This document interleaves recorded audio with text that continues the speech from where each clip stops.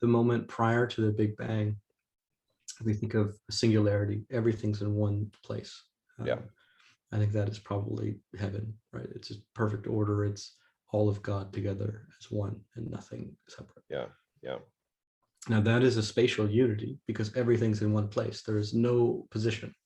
Yeah. There's just one perfect order in that sense. Yeah. Nice. Nice. And so you see when you get close to a black hole, things move very slow. You get close to temporal infinity, but at a singularity, you are at temporal infinity because nothing is moving.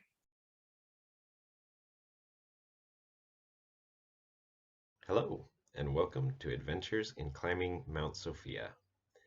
This channel will function as a space to share conversations in pursuit of wisdom.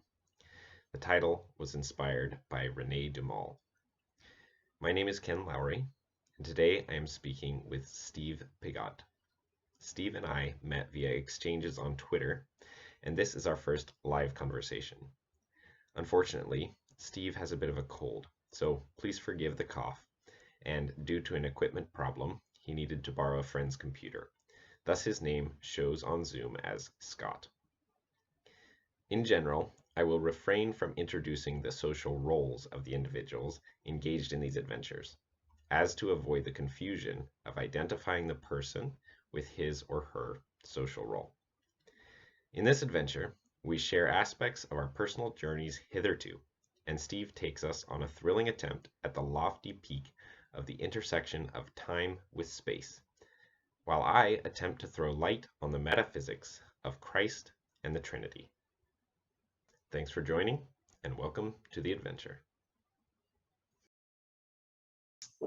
I'm also quite new to the space of just kind of exploring with people that I just run into in this strange world of the online. Seems to be much more apt to find people who are maybe in the same frame space. So yeah, we've had I've very much appreciated some of your tweets and some of the interactions that we've had. So I'm just very curious about kind of what's your story and the way that you see reality. Sure, yeah. That's a tough one to start off with, but I mean, I'm very different now than I was even a couple of years ago. So I'm not sure how relevant the whole story would be to it, but Sure. On some level, excuse me. I grew up in a Christian family, and it was imposed on me the importance of all these things from a very young age. I'm a very kind of naturally sensitive person to certain things too, and I think that there are wonderful things about that, and there were other things that weren't so wonderful for me in my journey. And part of that was, just not feeling like those traditions, well, the way that the people in my life were bringing those traditions to me were allowing me to pursue the truth that I needed. Sure. And so I had like kind of like a zigzag journey to it, where I really kind of went off on my own more so to try and find truth, and I kind of found it through Eastern Buddhist practices. Alan Watts was a big influence for me, and kind of kicked me back into what I was as a kid, and as the teenage years in the middle weren't so pretty, but yeah. In and terms I think, of your awareness, or yeah, no, I did shut down emotionally pretty hard through the teenage years. Always had the kind of a mindset of like everything's fine, like that was like just my which even if it wasn't, the armor of casual fineness. Yeah, just imposing your will on on your own life, as if that's possible. Yeah, well, it seemed to work for a little while, but then things started to break down. So sorry, to back up slightly just for context, do you mind me asking, like, what flavor of the Christian tradition? Sure. Protestant. We weren't super sectarian. So I think we went to a Unitarian church. Oh, okay. United. Those are different things. Yeah. Okay. Gotcha. Cool. But it was like pretty stock Protestant Christian. Okay. And then yeah, so then I started to get back into it, and a big part of my journey actually was physical pain as well, because I actually, I've been fortunate. A lot of things in my life went well for me, and I still just felt terrible no matter what, and that was something that always brought me back to there needs to be a deeper thing here that actually makes things work, because on the surface a lot of things have worked out for me, and yet still you know, even getting out of bed is difficult. How could this be? And a lot of it ended up being the ignorance, the chosen ignorance of the pain that I had in my body that I didn't want to deal with, which was also, of course, emotionally relevant. Yeah. Now, did you have any kind of like particular medical condition, or was it more like dealing with some Yeah. other things? Kind of everything. Unfortunately, I got a really bad mix of some things where I have I don't know exactly what the medical condition would be, but essentially a anxiety, but a physical nature to it, where the actual tension in my body doesn't dissipate very well, and so just easy to clench and not easy to unclench is essentially the non-medical version of. Really, it was a journey of, it seems like my life is going well. I when I investigate it, at least on some level, things are going the way I want, but I just feel terrible. And no one else seems to have this particular type of affliction. So there was a lot of things to it. Like I said, a natural tendency to clench and not let go, and a tendency to just kind of push through, and toughness as like a primary personality, thing that I thought was part of my identity. Very double-edged sword. Yeah. And then just lifestyle habits. I've been on a computer my whole life, just a lot of forward leaning. In high school, did all the mere muscle workouts, so everything pulled forward. And then I had a rugby injury that really kind of kicked things to the next level.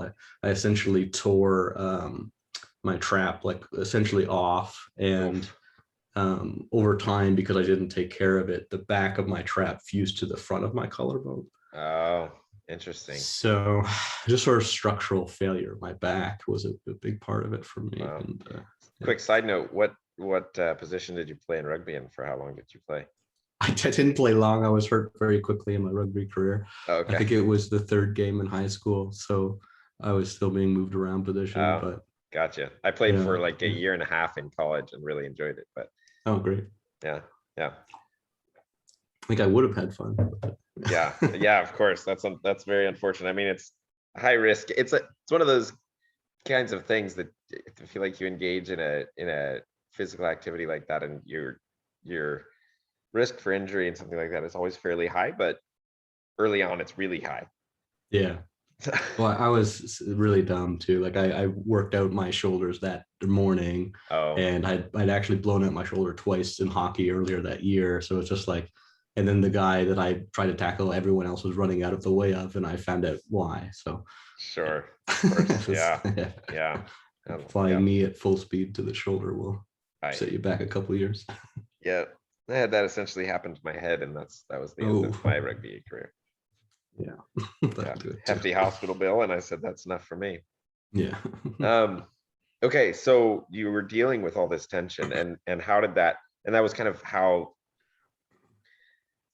maybe how the disconnections between where you wanted to feel you were in your life and where you actually, the space you actually inhabited, as it were in conflict. It really manifested in a physical sensation for you. Yeah, I think that's the story of kind of how it accumulated, but at the breaking point there was a lot more going on. Excuse me. We had just had my second child, and the very first project I'd released commercially did well, and the second one I did terrible, like failed as bad as you can fail. And so that second failure was like the loss of a dream. It seemed like things have worked out since, but so it was like the loss of my career dream. And we just had a second child, and we moved homes, and my wife was very unhappy with the new home. And so it was just like essentially every stress you can have, moving, new children, family, and my body just broke. Yeah, actually, I got shingles, which as a young man, you really shouldn't get. It's a nerve problem, right? So yeah. So then I was like, okay, well, I need some help. This isn't working out, and I don't know why. So yeah. So what made you turn to Buddhism? So I had kind of looked at some Alan Watts stuff, and really I found him interesting, but didn't take him too seriously because he doesn't take himself too seriously too. I think Right, that's right, part of course. it. And then I reached out to a life coach actually at that point in my life, and got into which essentially somatic practice, being able to feel your body and Yeah. essentially understanding what emotions are. I Yeah. really hadn't understood them up to that point in my life. Sure. And once I turned that faucet on, I realized why I had it turned off, because it was very intense. But also, it was beautiful, and I had to leave it on. I Yeah. essentially realized that you can't mute selectively. You're living your life at a certain volume of awareness, and that comes with pleasure and pain, and that choice is yours. So once So I knew expand that, on so that's something that's really worth talking a little bit more about, I think. Mhm. Can you expand on that a little bit? Yeah. So I think that, well, I mean, there's many threads to this, because I've always been very, very identified with thinker, and much more so have becoming more attuned to both the feelings and awareness. And I didn't realize the degree to which I was actually running from the other parts of myself to the thinker, Sure. and being a part of myself as a solution to not being able to deal with the whole of me that I hadn't yet integrated. And a big part of my strategy, a big part of my father's strategy, a lot of people in my family, is to withdraw, is to go into the cave and heal up there and come back when you're better, right? Sure. And you can do that emotionally in the moment too. And that "this is fine" was actually me turning the dial down. It was, I'm not going to listen to you. That is actually something I was saying to my own heart. Yeah. Which is very common, but not very healthy. Yeah. Yeah. It's almost like you have in your experience of being human, you have multiple levels of co-processing mechanisms, you might say, with which to process and integrate data as it becomes intake. And yes, if you're trying to funnel them all into one space, which I would argue this would be one way, maybe you could represent some of the modern / postmodern world issues that we have, is like, it's so everything, all the meaning is trying to be filtered through one space, and it's also happens to be the most difficult space to really understand meaning, which is the thinking, cognitive, material frame. And thus we've lost transmission quality in the sea of complexity, something like that. yes, very much so. Yeah. Essentially, we've denigrated the other two processors through emphasizing the logical processor too much. Sure. And in fact, I actually think we hold back the logical processor by doing that as well. I think absolutely. Yeah. Because it's not just like the sum of the whole is greater than, yes. Sorry, the whole is greater than the sum of the parts. Yeah, and especially once you get into how these systems are actually how we power ourselves. Literally the power we grant to ourselves, but also the energy that we allow ourselves to funnel through those processors as the result of the health of their relationship. And that's the self. And so in terms of I'm just trying to make sure I'm following you here. So the sense of almost like a lens that your awareness. So one of the ways I might say this is, I think, if I'm hearing you correctly, is something like your awareness is a source of light, and you have these multiple layers of lenses, and those lenses, there's an aspect of the integration of those lenses, or maybe I'll call them frames, that is informed via the processing of these three processing units. And specifically their integration with one another. Sure. Because they can separately process, or they can, which then they will fight each other, or they can do so in an integrated way.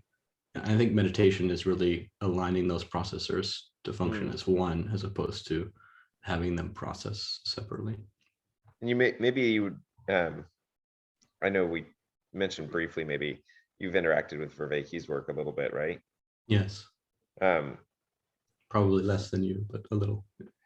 yeah, I mean, who knows? He's got so much. Yeah. But but maybe it's something like the constraints on relevance realization would be how I would talk about this, is like your relevance realization. So yeah, your relevance realization functions optimally with all three of these processors running together. Yeah. And the way that that would specify why is because there are different types of data analysis. So the logical, I consider a digital processor. Thoughts and words, they don't contain, each word doesn't contain the relative information of other words. They're just kind of parts that make a whole. But so feelings are actually an analog processor, where you actually have a whole that's driving the parts, and that's why it uses your body. That's intuition and feeling. They actually are sort of like doing a maze backwards. So you're not like stumbling through, you're kind of seeing the whole picture, and insight is a process that runs on knowledge in that sense.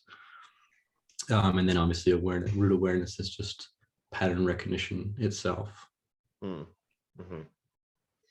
So I think we had also generally kind of agreed on that, on the sense of the truest, maybe bottom of what it means to be a human is the existence of awareness within you, and that identity beyond that is a quite dangerous thing to play with. Yeah, I mean, essentially all of human troubles can be mapped to struggles with a joint and personal identity. And I think in almost all of the religious traditions, you have the highest level of recognition that fundamentally we're not the result of identity, but rather the process of doing it. And awareness itself is actually the insertion of this I into experience. But the I is the last thing to arrive in that process. And so is part of your manufacturing. So this is why I will talk about attention as at-tention, because that is awareness coming into experience and creating the self in the same moment. Tension being the parts of that you're not allowing. So I essentially think of it as the eyes of the mind, the processors. Okay. And at-tention is you're closing off the eyes of the mind, reducing the amount of information an individual or all processors are given access to. Okay, so I'm following you here. I see where you're going, but I'm struggling a little bit. So I think let me talk about a little bit how I think about attention, and Sure. then maybe you can help me. So I think of awareness as being just kind of this maybe it would be tough for me to separate out awareness from experience. This seem together. I think maybe you're talking about it in just kind of an ontological sense of that awareness exists because of a bind with experience. Is that? You certainly would not have experience without awareness. Right. Yeah. So they're inseparable from each other in some. They are. I'm really speaking to how people will say, thoughts and feelings, you're not your thoughts and feelings, they appear to you.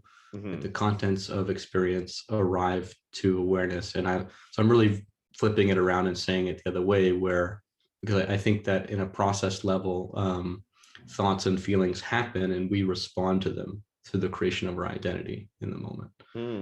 And so, and that's because the nature of containment. So I consider a thought to be digital information and feelings to be analog information and awareness to be quantum information.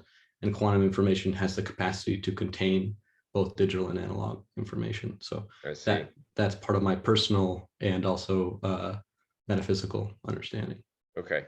And how do the boundaries work in that kind of space for you in terms of the bounding, right? So maybe in the frame of thinking of kind of that movement of the religious movement into the sense of unity with the one, and then but also that sense of individuality in the form, like in the movement and the interplay between those, if that makes sense. It does, yeah. It's essentially, I think the cheeky short way of saying it is that we are actually our time and not our space. but we think that we're our space. And space is digital and analog information, and quantum is time. And so we are actually the process of spatial change, not the result of spatial change, not an instance of spatial change.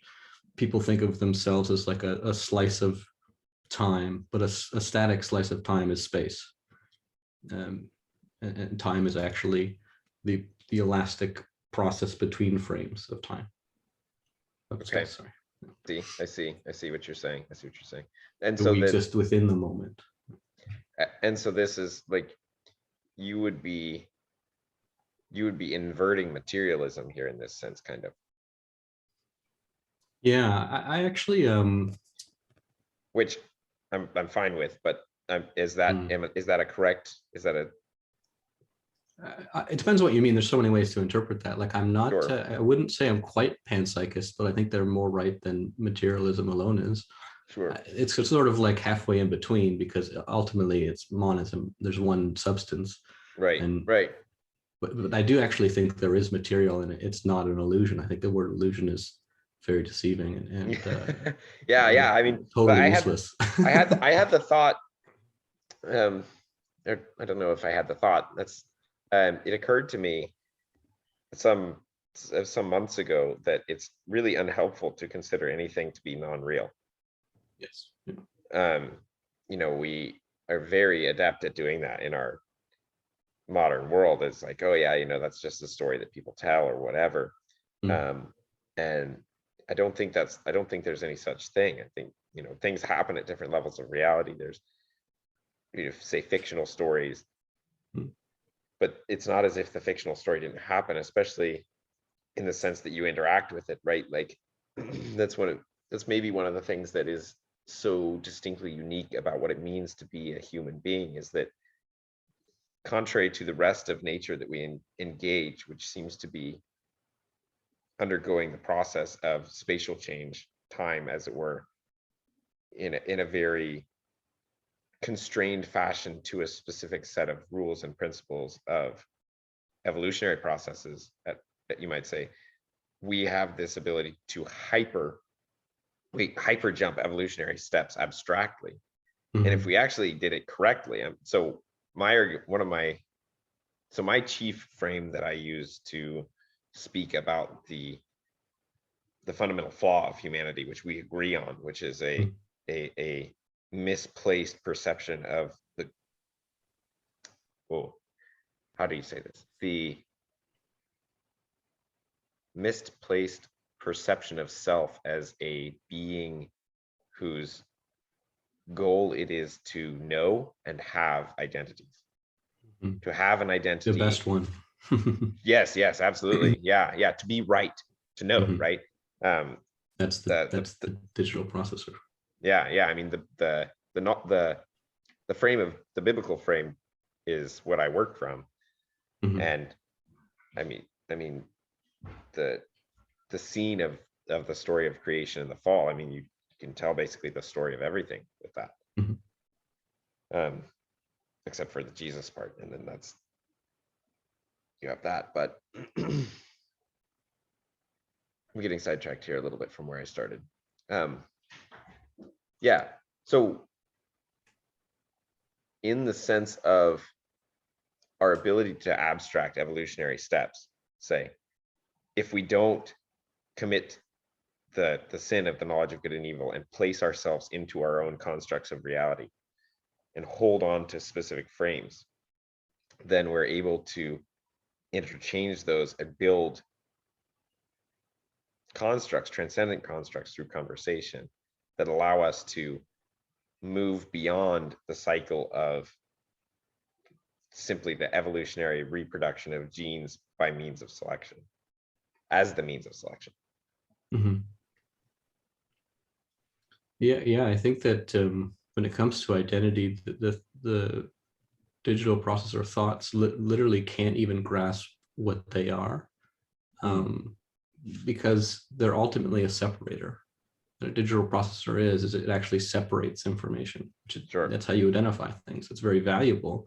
Yeah, our obsession with science. And we are actually fundamentally connected. And so if you ask yourself what you are and what is and what you are, the thought process will always reply, those are different things, but that's wrong. And so you actually can't actually grasp your own nature without a deep sense of feeling. And narrative is actually, a religion is actually the original science, and it was based on narrative that there's a felt truth. And somewhere along the way, people, I think because of writing, but people lost the way with that, and they became much more enthralled with provable, permanent, written things that you could just kind of on the page see that they were true. It didn't result, you didn't have to personalize it, right? It could be this thing that you held distant from you as truth. But the funny thing is, you're always, whenever you're defining something else, you're actually always defining yourself. Exactly. And yes. so they yes. actually didn't even know what they were doing. Yeah. I mean, that point might be especially salient to us having grown up in the Christian tradition, and in the Protestant tradition specifically, which has such a high emphasis on essentially a worship of a text more so than, I'm not going to claim that for all Protestants. There are some incredible, I don't want to put that on all of them, but the sense that I had when I was a part of that movement was that we worshiped a book. That's interesting. The static, sorry. I just think it's emblematic of ongoing culture and the worship of the static. So there's a sense in which, I'm hearing from you, there's this aspect of the binding of time into any space frame is where you lose yourself. Yes. Yes, because space has no freedom, and time has all freedom, and so people actually end up defining themselves as something that's powerless through just trying to be more powerful than other people's definitions. Yeah. But if you're taking a relative stance to other people's identity as your own, you'll never find your own, because again, you're separating. Totally. So it's using the wrong processor, the wrong method. You have no chance at getting it right with that method. Well, it's also the case as you move, like you're stuck in a level of reality as soon as you have identified yourself as being tied to it, right? So if I identify myself, so actually this might be a good point to throw in this thing. I attempt to be very careful with my language when I'm referring to self.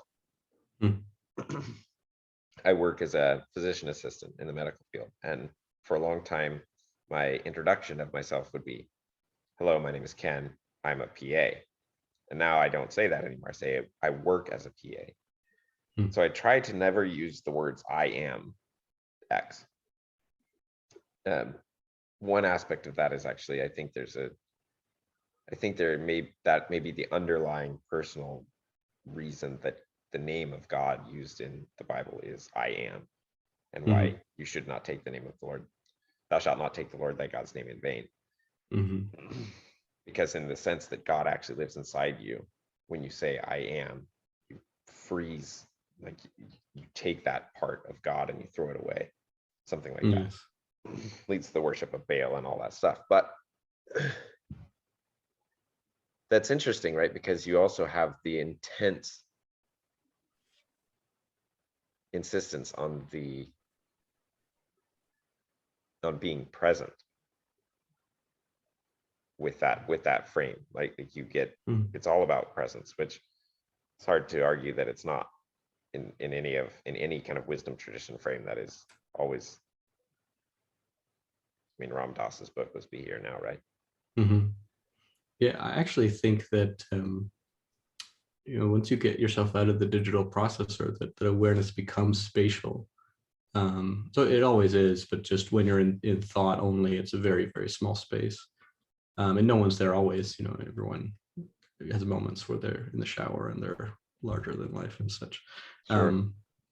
But I do think that there's a spatial nature to awareness that's really what I mean by we bring ourselves into form, and the form that we take as our identity within our own mental structure is the information we grant ourselves access to, and also the way we define our experience, ourselves and our experience in relation to one another.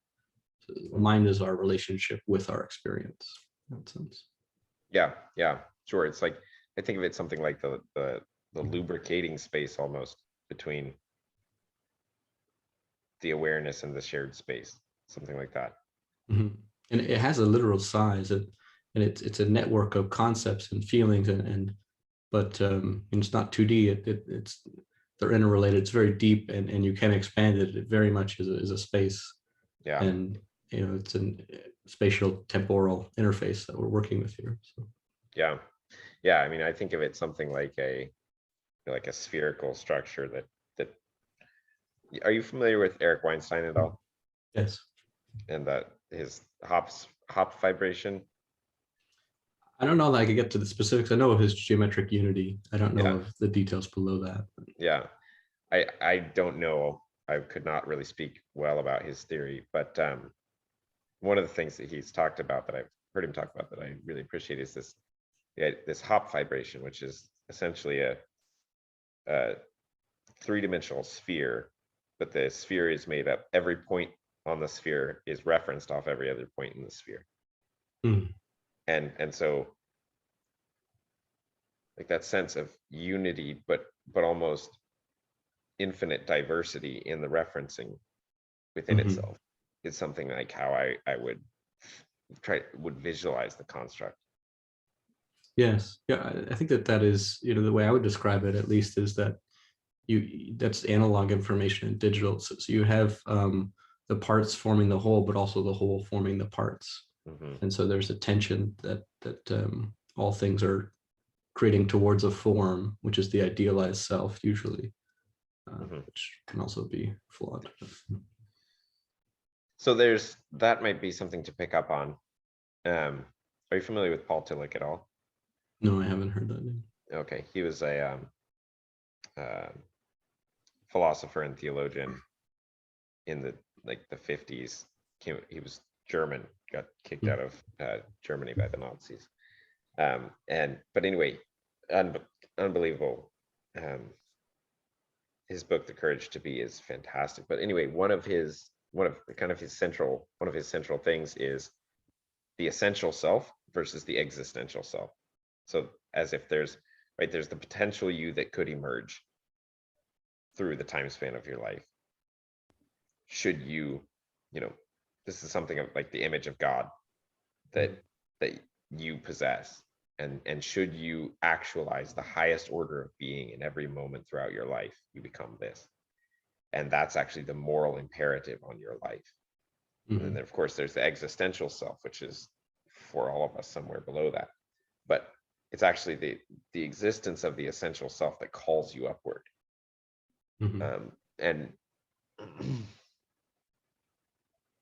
so, yeah, I mean, maybe might be different than what you're talking about as the idealized No, self. no. Because No, okay, very much the same. Yeah, and I okay, think that that's the nature with we judge ourselves. That the ideal self is always something we are aware of. I mean, I think we play a lot of games of awareness, and some people will claim not to be aware of these things, but they must be based on their behavior.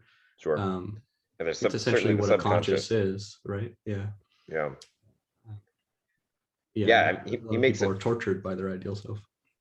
Yeah, yeah. And there's some sense in which you even actually can mess with that, right? Like I think this is what Jesus meant when he said, "Judge not that you be not judged." Is that Yes.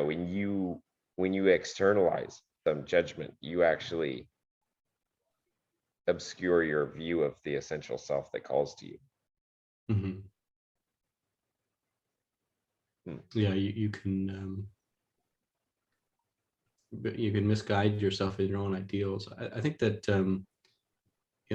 modern culture has this real tendency to lower their ideals in order to be practical. I think that's the biggest mistake you could imagine. I think that ideals must be kept as pure as possible, and our failure to live up to them is the truth we have to deal with. But So I think you can map yeah. actually. I think you can map from that straight to original sin, Yes. right? Like I'm going to pull the world down to me thus I become the arbiter of the real. Yes. Right? If I can, and this seems to actually be the thesis of postmodernism, right? The postmodern thesis, I think it might be fair to say, is man's existence is his essence, right? That's Jean-Paul Sartre's idea. What does he mean by essence there? Because I would use that word very differently. Exactly, and that's kind of his point, is he's trying to turn that upside down, of saying that the fact that you exist in the material reality is the essence of you. Thus, whatever you create of your life in the real world is the essence of what you were to become, right? So there is no essential self up there. Like your existential self, whatever your existential self becomes is your essence. And this is, and to me, so I wrote a letter that I get to meet Jordan Peterson here in a month or so after one of his. Yeah, I'm really excited about that. And I got a gift for him, and I'm going to give it to him with a short letter, just because I think the model that I'm working from, in large part, it builds on the shoulders of his biblical model. Oh, cool. And so I'd love to read it as well. Yeah, sure, I'd be happy to send it to you. I tried to, obviously, like, I could talk about it for days, but trying to parse it down into like a page and a half. But anyway,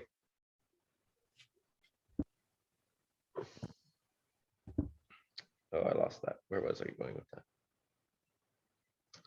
Oh, I put that in there because he talks about postmodernism a lot, but making that tie, I think, is really, because I think that is the actual, like, philosophical ontological postulate of original sin, that man, the action in the lives of man in the physical plane are the actual basis of reality itself.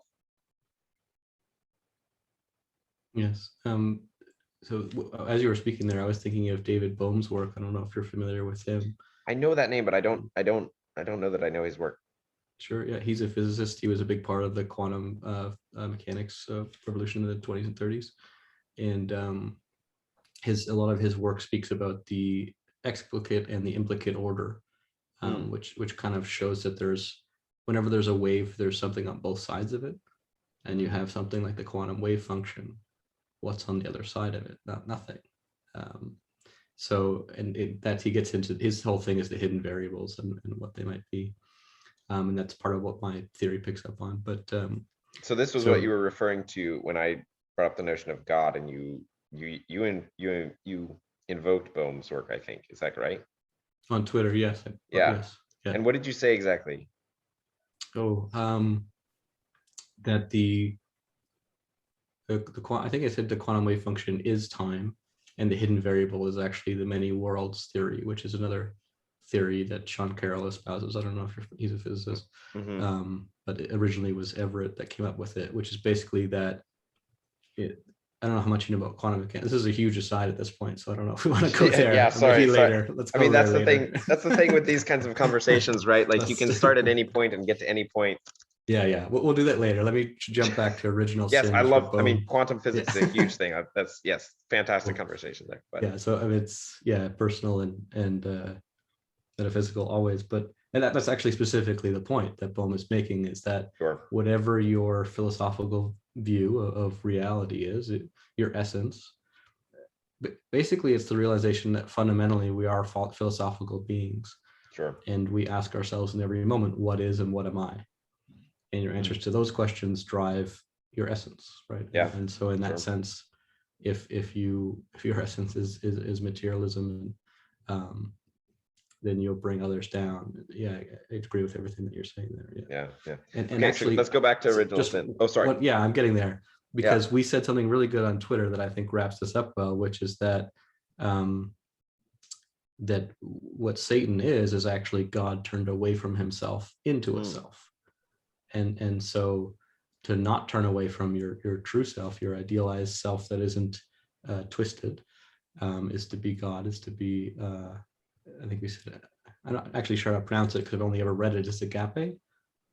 Yeah, agape. Yeah. It is essentially to have a seamless interaction with experience, such that you allow it to create you as you create it, and you don't kind of try and control it. And so what Satan is essentially the opposite of that process where you turn away from God into yourself, and that's the origin of sin. Yeah. Yeah, it's the sin of pride, right? That's Yes. the moment of the day you eat of the fruit, you will become God. Yeah. And that's that.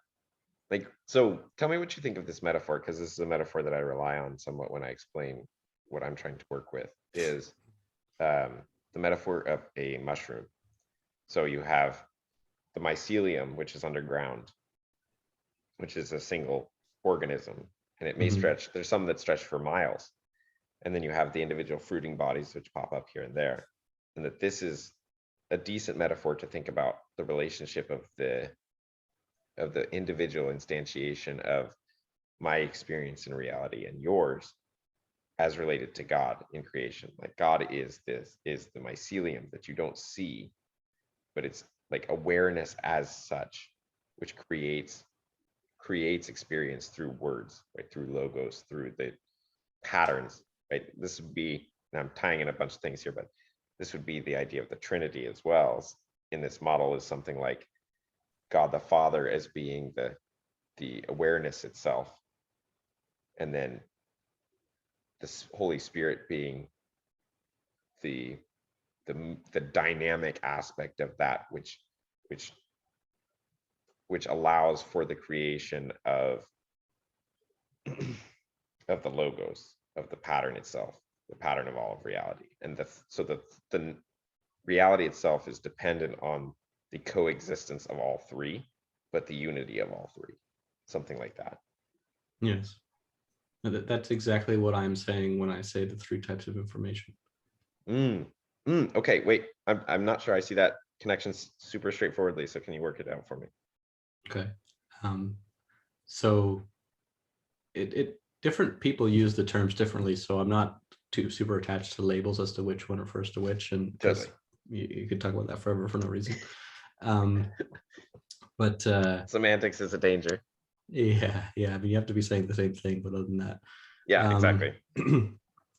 So essentially, I think God, the Father, has been thought of as time. The Father, that's a very common conception. Sure. So I use that, and I think that time is quantum, which is really the containment of space. Yeah, the holding together of space. Yes. Sure. So people have this idea that some people have the idea that everything's kind of free floating. Other people realize it's all interconnected, but it's actually interconnected and interpenetrating. So and time is actually flowing through space. Like everything we know of as the universe is falling through something, and that's time, and that's change. And so I actually think of time itself, quintessence, ether. It's also been called. I use time differently than many people do, but that's because I specifically want to create a self-reference with space-time, which is a different thing. So if there's three dimensions of space, there's both a zeroth and a fourth dimension of time that actually encapsulates space. I see what you're saying. Yes, I follow you. And so God the Father is time flowing through space and also containing it. It's the form within which all form forms. Yeah. Okay. And then I would say that God is thought of as the divine masculine in some traditions, and the Holy Spirit is thought of as the divine feminine in some traditions. And that is what I consider analog information, which is the connection between all things. Sure. That results in there. And then the child, or Jesus, however you want to phrase it, and that is actually matter, which is the individual parts that the digital processor picks up on. Sure. And I would say, along with that, I might just add that, well, maybe this is a better question first. From your understanding of the quantum level of things,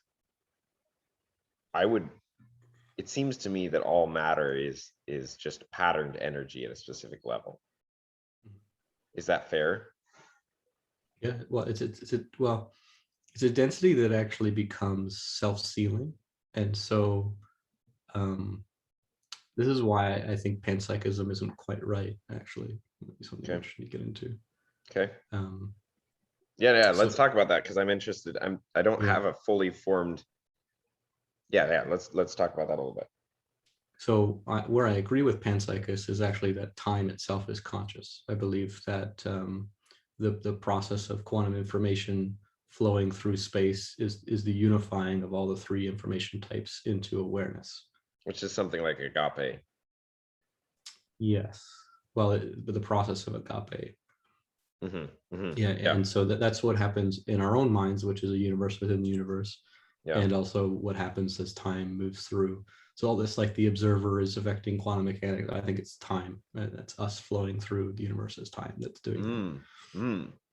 And so the Father God is thought of as the non-local, the containment and the interpenetration of all things, and that is what the local in each time frame is resolved by coherence to the whole, and that's a process that happens kind of behind the fold, the hidden variable in Bohm's theory.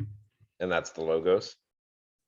I'm not super familiar with the name logos, the term logos, so I wouldn't be comfortable. Okay, gotcha. So But you could explain.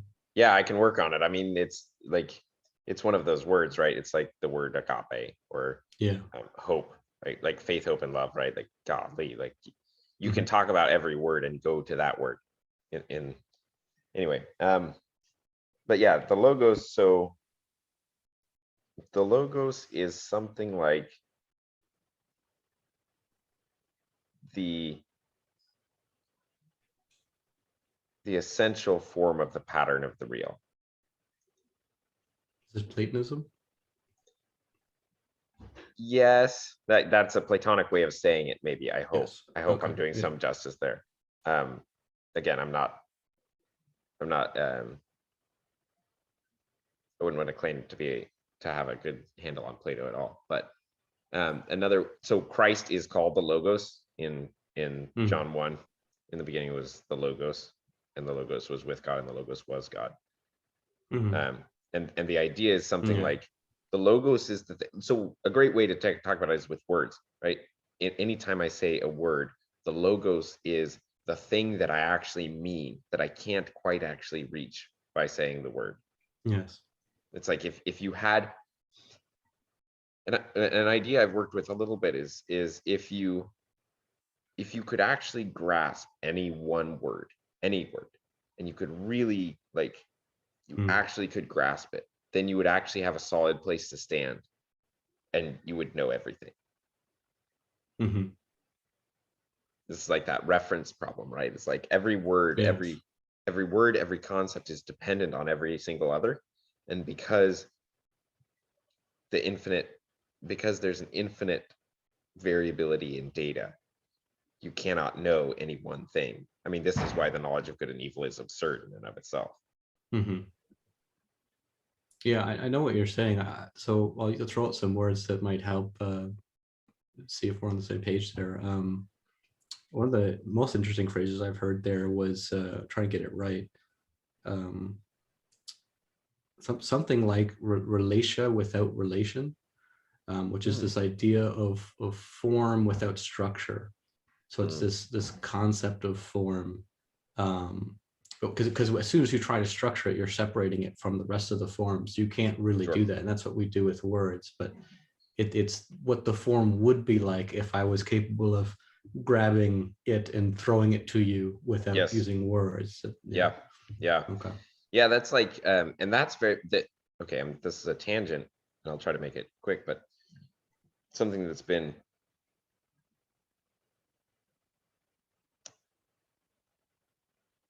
a massive part of my journey to come to the place that I am now, it has been mystical experience, and mystical experience specifically in a meditative space. That's kind of the space where that opened up for me. And in that space, I've interacted with a lot of I don't know what the right word is, beings, and that is the means of communication. It's as if you're communicating with the Logos itself. It's as if you're speaking words, but there's no sense in difficulty in finding them or hearing them. Like, it's pure. Mm-hmm. Does that make sense? Absolutely. Does that work with what you're saying? That is the language of awareness. When you get to root awareness and pattern recognition, that is the part of us that's capable of that words aren't. So yes, absolutely. That's sure. I've had many such experiences. Yeah. So okay, so we've gone. Does this all feel somewhat complete to you, or was there anything you wanted to pick up on? Happy to go wherever you like to. I was curious to pick back up on your story a little bit, because we left it in the space where you were in a dark hole, but that had just begun to claw your way out. Mm-hmm. Yeah.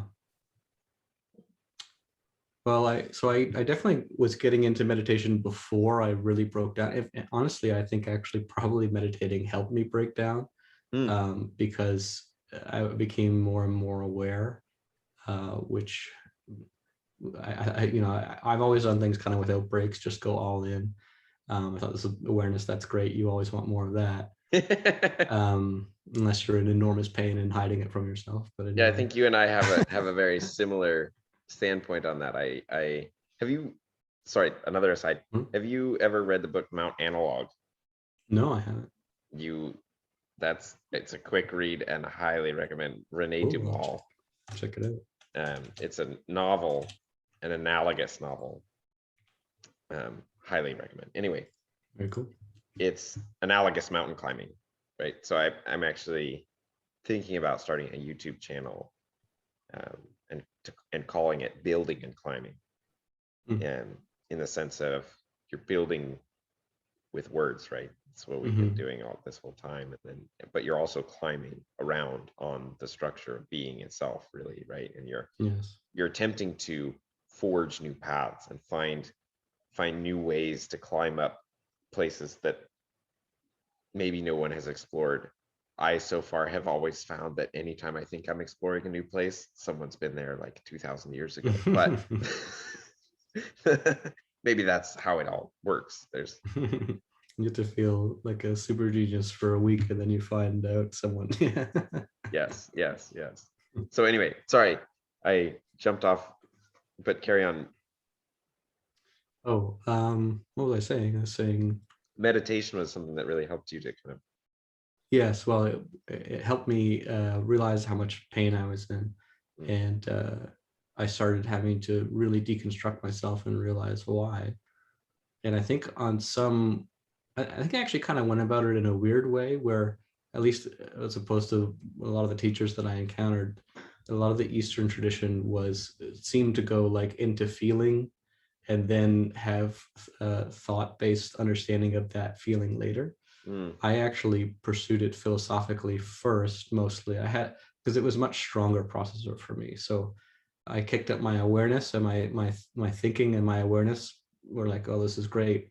And they were really charged ahead. And in fact, while I was going through all that stressful stuff, I was diving very deep into philosophy and into physics and consciousness, and really taxing my processors, and that was part of it, right? Sure. Because my physical health was just very, very bad. In fact, I think only because I was a young man was I not much worse off. So anyway, it just basically became much more imbalanced in a sense, because I empowered two parts of myself now to the extreme and broke the other one even more. Sure. And then once I started getting into the somatic feeling experiences, that along with actually IFS work, internal family systems, did a lot of work for me, because I was able to see the fragments in my identity. And specifically when I started meditating on the dynamic relations, when they would switch, sort of who sat in the throne of consciousness. Sure. That was very, very interesting to me to realize the ways that my identities played off each other and changed who had the hands on the wheel. Yeah, the disparate personal roles. Yes. Yeah. Okay. And then, so I think, my life started getting much better, and I started improving a lot. Part of it's been delayed just because of how much physical damage, or it just takes time to heal that. Sure. But that third processor coming along has made things a lot better. That's really where it's been for me. Yeah. But awareness is what enabled it. So. That's awesome. That's really cool. Um, Now, I'm curious a little bit, and you don't have to talk about this if you don't want to, but I'm curious a little bit about the the mechanism by which you went through some of the somatic um, healing, shall we say? Mhm. Well, at this point, I'd already had a relatively developed sense of focus, at least through meditation. But none of the breath stuff really did anything for me. And part of that was because I was in so much physical pain that I Sure. didn't admit that breathing was like a very subtle. So back to the point I was saying about you can only dim, you can't dim selectively. Mm, I think there's been a real tendency in Eastern traditions to focus on becoming aware of very, very subtle things, which I think mm, is valuable, but you can also just increase the volume. Um, so through aggressive massage, I was also actually able to focus through and use pain as a source of elevating the signal up through the noise and help mm. myself process it. Oh, that's So interesting. Okay.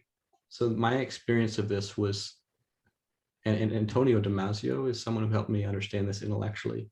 Um, but really our mind has a mental representation of the body, and Sure. it's like a map. Of course. And mine was all kinds of screwed up because I Yeah. was not listening. I was turning it off because it was painful. And I think the essential challenge of awareness is not looking away. Yeah. Yeah. Yeah. All it Golly. is. Yeah. I mean, that's, yeah, you could sum up life in that, right? Yeah. If you're able to look Yeah. at the right things and do it in the right way, I mean, that's it. And we run back to our smaller identities when we're not able to look at something. Totally. Totally. And my pain was enormous. And I actually think in the end, it helped me go towards God because he sort of bowed my head, to be romantic about it, bowed my head because I wouldn't bow it for anyone, Sure. Um, I mean, that's often the story of awakening for most people, eh? yeah. Yeah. And there's a reason pain is so related to it, emotional or physical. It's because you realize that looking away is just fundamentally not working, and you gotta look at it. Yeah, it's like once the negative feedback builds to a certain extent, it's like you either have to break kind of fundamentally, or just you finally bow your head, like you said. Yeah. I mean, because that's Eh, essentially sin itself, right? Is the space created, the negative space, you might say, that's created by the poorly placed attention that builds on you and gives you negative feedback. Yes. And it's specifically not being agape, like resisting in this Sure. way, physically manifested for me in enormous physical tension of resisting. This is all kind of literal for me, but Yeah. you know, but so why it drove me to God was because my identity was truly and obviously not capable of dealing with the pain that Mm, I had to go through to heal myself. And so why I think the love is the door, and how sort of the beauty of the design of the universe in a sense mm, mm, is really that I realized that I had to and was only willing to go through the pain it would take to heal on behalf of all others. mm. Because I was going to have to kill myself, my identity, right? Totally. And you can't do that on behalf of yourself. It's not enough. You have to have Mm, something more valuable than you to do so. mm, And so my identity, at least in my sort of ideal moments when I'm meditating, became this like cosmic tsunami of love, mm, just like the invigoration of all of space into light in that sense. And just mm. I really managed to heal myself through that. And a mantra that I picked up that was kind of like a word-based version of that. So, What's the mantra? for me, it's been love eternal, grant me the power to heal, Yeah, to nice. serve, Wow. sorry, heal, serve, depending on how Yeah, I'm feeling. yeah. Sure, sure. That's beautiful. That's really beautiful. I feel I very much can connect with that, because for me, actually, significantly before I had any sense of what was even going on in my life, I've been on this journey now for, I'd say, about 3.5 years, maybe. Similar. Yeah. Okay, cool.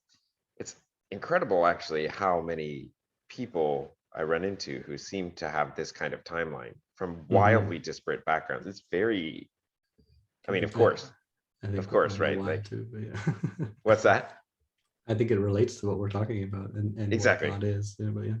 Yeah, I mean, there's certainly on the level that maybe from the level at which I see the world now, it seems to make sense as to why that might be happening. But that's a whole nother conversation.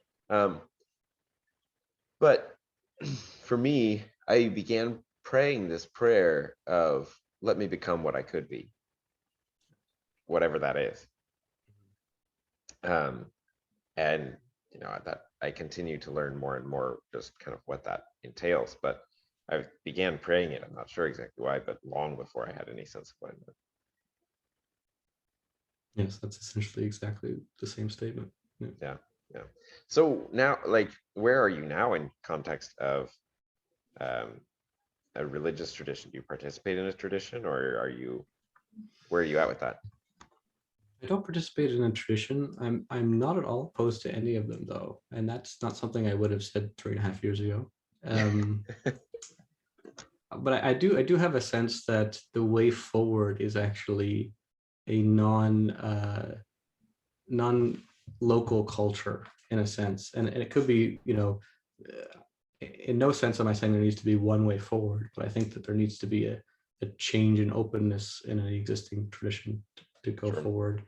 And I think that humanity's kind of paid the price for localizing this to a nationality or something in ways we can't afford to do anymore. And I think we can see right now in the world that those aren't working because the world's more connected. They're starting to lose some of their efficacy in ways that they shouldn't, because they have true value, but they need to translate it. So for me, I think my focus right now is on how to express this in a way that can be unifying for humanity. And I think that there are many ways to do that, and many people have different roles in the process of that. Sure. But yeah, I think that ultimately the very truth of God itself can't be localized, and that's this. So yeah, I mean, by definition, right? Like you're worshiping a lower God if that's true. Yes, and in fact, I think that a big part of the power of Christianity and why it was so successful is because it was one of the first religions that allowed membership based on belief and not just through heritage and other things. And so I think that was a wonderful step in the right direction, and just taking the next one is. Well, and one of the things, are you familiar with Jonathan Pageau at all? Yes, a little. Okay. One of the things. I watched a video that you posted earlier today. Oh, okay, cool. Wait, which one was that? He talks about the Book of Enoch. The Book of Enoch, yeah. It's an interesting, that's a whole nother really interesting conversation we might have another time in terms of angels and demons, principalities, that idea. Oh, so yeah, once I had this, like from these fundamental realizations, I went back to a lot of the religious traditions and was able to see it because I understood symbolism. Yeah. Because I could feel. Yeah. It's amazing, right? Like Ram Dass has, are you familiar with Ram Dass? Okay. He has that thing where he says, spiritual secrets are funny kind of secrets because it's not that you can't tell them to anyone, it's that you tell them and they don't know what you're saying. Yeah, like Westworld, I don't see anything here or whatever that is. Oh, okay. I haven't seen Westworld. I know a little bit about it. But some of the characters are AI, and you can show them something outside of their world and they'll just like, I don't see anything there. Like that's their stuff. Oh, yeah. I mean, there's a great model with NPCs and real persons. But anyway, one of Pageau's, I think I'm not being incorrect in saying that one of the perspectives that he has is that Christianity itself needs to die and resurrect. That the bride follows the pattern of the king. And I have because the individual needs to do so. Exactly, right? Like the pattern has to, there's some sense in which every pattern has to be manifested at every level of being almost. Right? And the grand recursive unity. yeah, exactly. And so I for me, where I am dealing from, or where I'm standing is the right way to say, where I'm standing to see, I see the Christian story, in a sense, I feel for me it is reborn. Mm-hmm. And Well, I it see it, clearly is. Yeah. yeah, and I see it fully, I see it overlying fully with everything, because it's no longer like, I think if you fundamentally understand the role of the individual within the model of Christianity, then you necessarily eschew any kind of dogmatic assertion of judgment, Mm-hmm. or or reification of the structure itself, right? You will push toward it and uphold it and participate in it, shall we say, but you won't place boundaries on it, and you won't try to hold it together, because in so doing you're actually undermining the structure itself. Yes. And it's the movement of so many people at so many different points. Now obviously many people in the church have not done this, but enough have, that the structure itself became reified to a degree that it was unable to absorb into itself the great tool of science, right? Mm-hmm. and that's, I mean, that's not the only reason, but that's one of the large ones, maybe, that why we are where we are today. Yes. Yeah. I think that yeah, some people have this sense. I know you wouldn't, but some people would have this sense that there's always been one Christian story, and but even the whole time it was part of culture. It was part of what was creating people, and people were creating it, and all of our narratives are the same way. So Sure. continuing that process. I wouldn't phrase it, I don't think you would either, as this is like the only time this has ever happened. I just think that it's very important that it happens now because of how separate things have gone. Totally.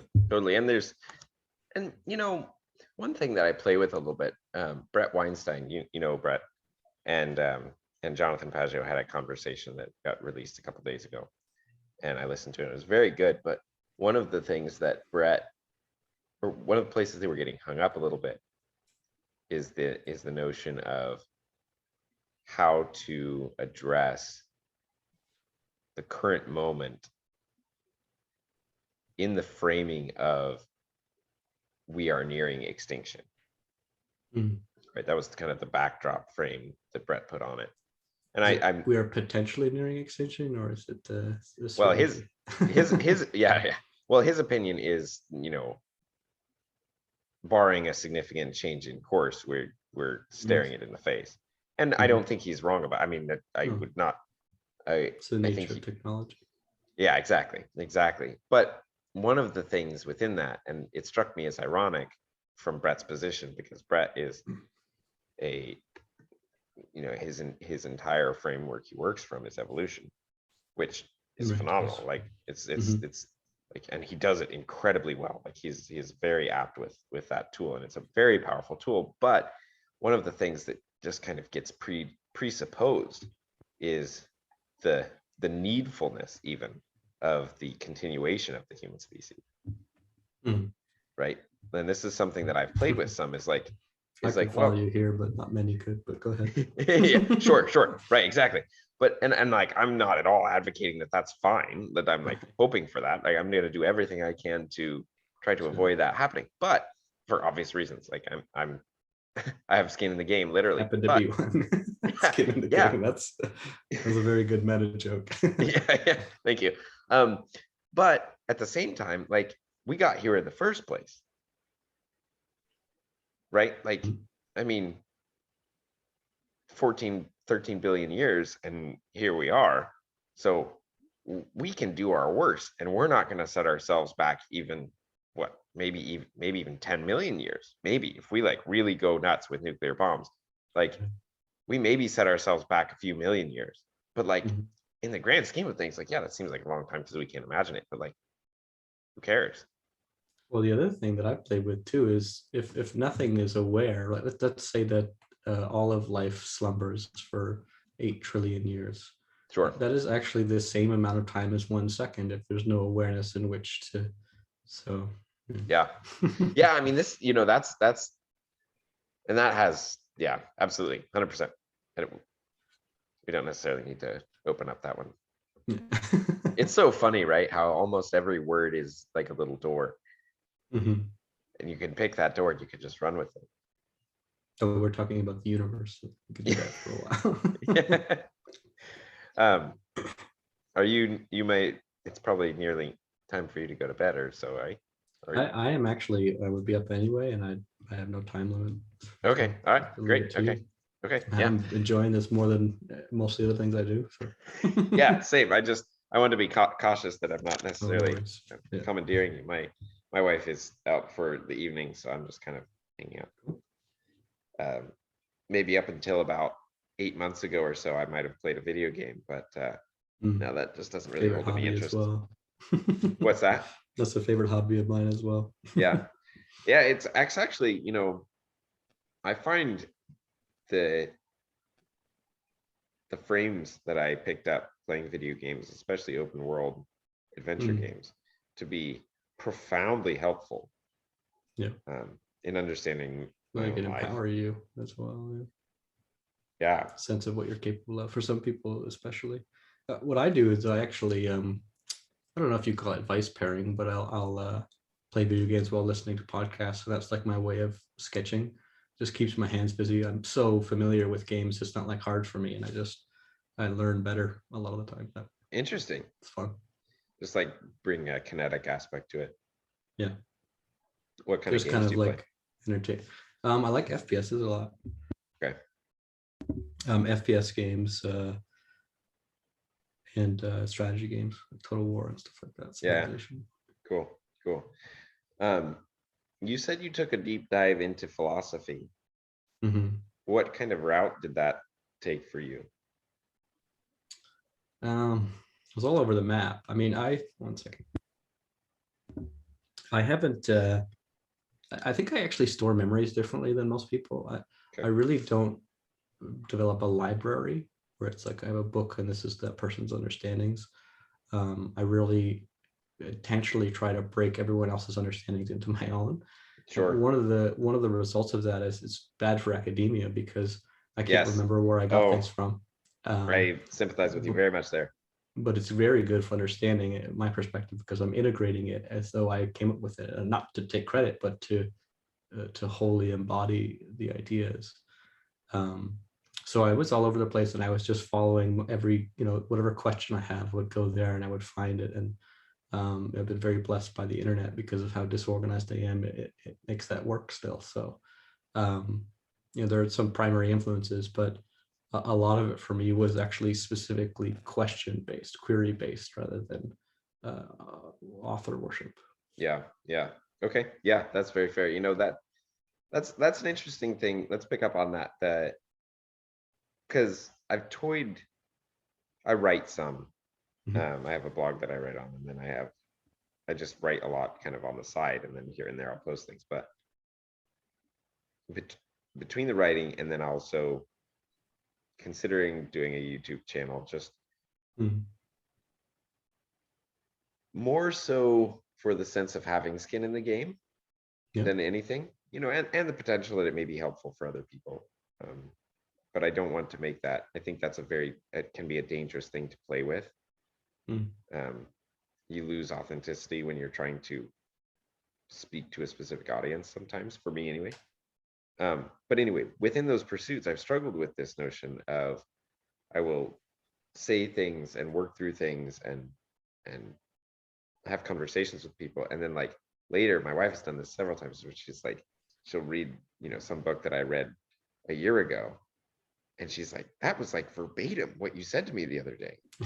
Yeah. And it's not there for me at all that was in that book. Yeah. It's become integrated into who I am as a person. And so I think there's actually I want to be careful here, because there is I understand the value of the proper credit being due to a person. I see that through many levels of reality. But I think in the ultimate level of reality, if you can move past the identification stage, it's actually profoundly unhelpful, because you end up attaching the sense of self to any particular idea or work or whatever, which might be a higher level, right? Like, especially if it's really beautiful idea and work, it might be a high level of identity, such that as it cascades down through your life, things go well for you, maybe. But it's still like you're still stuck there. Yeah, and I think it's even worse than that. We can get into what I think of academia. Might be interesting to you. Yeah. It's essentially just a giant ego trip that's really harmed humanity. Yeah, maybe a self-organizing one. Yes. Yeah. Because so if you have this identity basis and you're reading someone else's work and you're really viewing it that way, again, you're relating yourself to them. And if you are seeing that magnificence that they've produced and feeling yourself small in relation to that, that is specifically making it hard for you to pick up the information you're trying to. And then further than that, when someone creates a scientific discovery and then names it after themselves, or even just the language that academia uses, most of it is actually a wall. If not intentionally, then deeply subconsciously, in order to keep others out. And my own realizations, every time I figured something out, and this has just been my experience, I've been like, oh, that's what they meant. It's so much simpler than what they had supposed. And Yeah. I don't even think that concepts, should be careful, but in my experience, they can't even be hard. It's only syntax that can be difficult.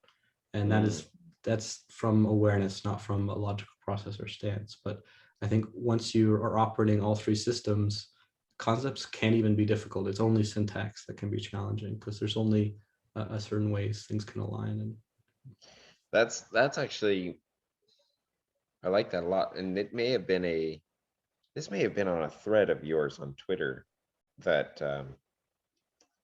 I don't know, this was maybe a week ago. I ran across there's a comment on a thread, and it may have been yours, I'm not sure, but a guy posted, I think it was an article that he had written talking about language and the structures of language. And the part that came up for me here when you were talking about that was the idea that children are able, like, as soon as they're able to speak language, they're able to express any idea that any adult can ever possibly express as well. yes. Yeah, he said, You got to tell me more about your story and how you've got into all this after you finish yeah, this thought. sure. But he said, you have this sense of, you just kind of do philea sophia, the love of wisdom, in a very raw kind of way. It's not, I have no training in the way to do it, right? So it just kind of comes, but it comes in the actual opening of the awareness, right? But it really is that your identity, you're not trying to impose your identity throughout this conversation. That's why, I mean, I'm sure I can tell you have the same sense that most people, shouldn't say things like that, but I will anyway for convenience. Most people, to me, it seems like their conversations are trying to, espouse what they already know, or Of course. or kind of define themselves in some hierarchies. But I think we're treading new ground in a sense, because there is no resistance to whichever way that information comes and is shared. Yeah. I very much resonate with that. And actually, so this segues nicely. You asked about my story. My original framework of my upbringing was fundamentalist Christian. So I have a very, very grateful for a rich understanding of the biblical text. I memorized whole books of the Bible at different points, and at one point I was somewhat resentful of that, but I'm very grateful for it now. But then I went to an undergrad at a school, as evangelical school, so I got some more biblical training there, and then I went through my medical training, and sometime shortly before I started medical training, I was I was just kind of doing the thing, right? I went to an evangelical church and just kind of was doing the life thing. And I thought this was it. I actually remember multiple times thinking like, okay, I'm an adult, like I get a job, I do the thing. And apparently we have kids. I was married at the time. And what do we do now? I'm still married, thankfully. I didn't mean to make that past tense. Yeah, I wasn't sure how to read that. yeah, sorry. That was poor communication on my part. My wife is me in some sense, right? Anyway, and then my brother-in-law gave me Jordan Peterson's 12 Rules for Life. Mm. And as much as that was helpful for me, the two biggest things were that tell the truth or at least don't lie. Mm. Have you read that book? I haven't read the book, but I've heard Okay. a lot of him, specifically the exchanges between, I'm thinking of it because there's something of that flavor between Sam Harris and Jordan Peterson here, probably, that made me think of it. Sure. Yeah. But in that chapter, he actually talks about why it's so important to speak the truth. And I'd always been Yes. someone who just kind of, like I think it's my perception of many people is that you kind of speak the truth as well as you can when it serves you, but you can play with it.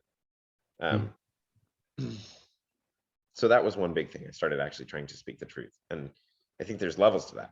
There's the bottom level where you intentionally manipulate reality. And then there's a level where you leave things out on purpose. And then there's a level where you represent things accurately, but you don't try to make sure that you're being thorough in it. Mm. And then I think the top Yes. level, which is what I try to engage in as much as I can in just life in general, is to say exactly what I mean and what I can see in my head, and also try to pay attention that the other person to whom I am speaking is actually receiving that message. Mm. Yeah, I would even say for me, just to resonate with that, like part of what pushed me away temporarily from the church was my own very deep sense of the morals that had been imposed on me. And I believed and truth was a fundamental one of them. And so it was really believing the teachings more than I was being shown them that caused that tension. And so for me, truth has always been the most important thing, and eventually I was able to make it more important in my own identity, which worked out. Yeah. Well, that's really it. Wow, that's right. Like that's a deep thing, right? Yeah. That's because the graciousness to serve. Yeah. And it's also, that's the person of Christ too, right? You could almost make a statement of the actual moment of redemption and salvation, and that being born again is for the identity, the created identity of self to die on the cross and truth to be embodied, right? Because truth is a person of Christ. And it is a very literal bowing of the ego to source awareness to God. Yeah. Nice. The totality of consciousness is one way of saying God. Yeah, exactly. Like one thing, as an aside, one thing that I find myself doing frequently is being careful with the use of the word God, because that's a very dangerous word. It's a very powerful word, but it's very, very dangerous. Sorry. Anyway, so Jordan Peterson started to open my eyes with that, and then the rest of the book was great as well. It's very good. And then the other thing was treat yourself like someone you care about, because you're not really taught in general to care for yourself well. You're taught to love your neighbor, but not yourself. And so I started especially as a man. Sure. The martyr. Yes. Yeah. Which has its proper place, but it's following the actual. Like you can become be powerful to do any good. Yeah. Exactly. Yeah. You might lay down your life, but it's no sacrifice unless your life is actually worth something. So that was kind of a first step, and then worked with things for a while. I started meditating in PA school because I was dealing with a lot of anxiety. early What's on. PA school? Sorry, I'm not Oh, familiar. sorry, physician assistant Oh, I school. see. Okay. I was dealing with a lot of anxiety, and so I started meditating kind of by accident. One of my teachers would like play a 10-minute guided imagery thing before a class, and it's funny, in my upbringing, meditation, if it ever did come up, which was very rare, was kind of seen as like, okay, you're opening yourself to the devil or something, which is an interesting inversion. That's Yes. quite an interesting There inversion. are many interesting versions. It might be diametrically the opposite, actually, but We should talk about why those take place at some point, sure. Yeah. Oh, yeah. Yeah. or why the game's being played at all. Perhaps is another way to say it. But anyway. Yeah. Yeah. Wow. Yeah. There's a meta question there. But anyway, in that space, then I started to find opening of awareness, you might say, and then slowly, and then I, through a couple of guys, a couple of twin brothers by the name of Seth and David Taylor. They have a book and kind of a group that they started actually as a way of dealing with pornography, because that was something I was trying to get away from. And in the church setting, just how that just is not super helpful. And so theirs was kind of like, it was like a fringe church type thing. And so I started into that, and this kind of the somatic type healing thing is part of some of the stuff they communicated, and that was hugely helpful for me. And it was a bit different. It was more just like meditating and then feeling a spot in your body where there was pain or there was resistance, you might say. No, that's quite similar. Yeah. Okay. Yeah. And just see what came up. The way I would describe it now, not then, but would be, or at least see if it resonates, was I put my sense of presence there so that I became that part of my body. Rather than looking at it from my mind down, I actually embodied and made it my presence and felt what it was like to be. That's a common phrase in philosophy. What is it like to be a bat, right? That's what is consciousness. Yeah. What is it like to be, Yeah, totally. Yeah. And then I had some, my first kind of real mystical experiences in that space. Was this sober? Yeah, as processing of trauma. And it was, just really some like, it'd be interesting. I don't know. We would have to flesh out the conversation surrounding demons to talk about that. You might say it was like exorcising demons in a sense, but so yeah, similar experiences. But then following that, like once I'd kind of dealt with that, and that like there just wasn't any trauma in my body, or there wasn't the resistance in my body in a consistent way anyway, I would just kind of go into the meditative space, usually without any guidance, and just kind of be there. And then after a while, I started having interactions in that space, and just that kind of blew things apart for me, because I was totally sober. I was totally like, just meditating, and then it's like, oh, and for me it was actually, and I guess I'm not quite sure why I'm always hesitant to say this. I think I'm hesitant to say it because I'm afraid that it might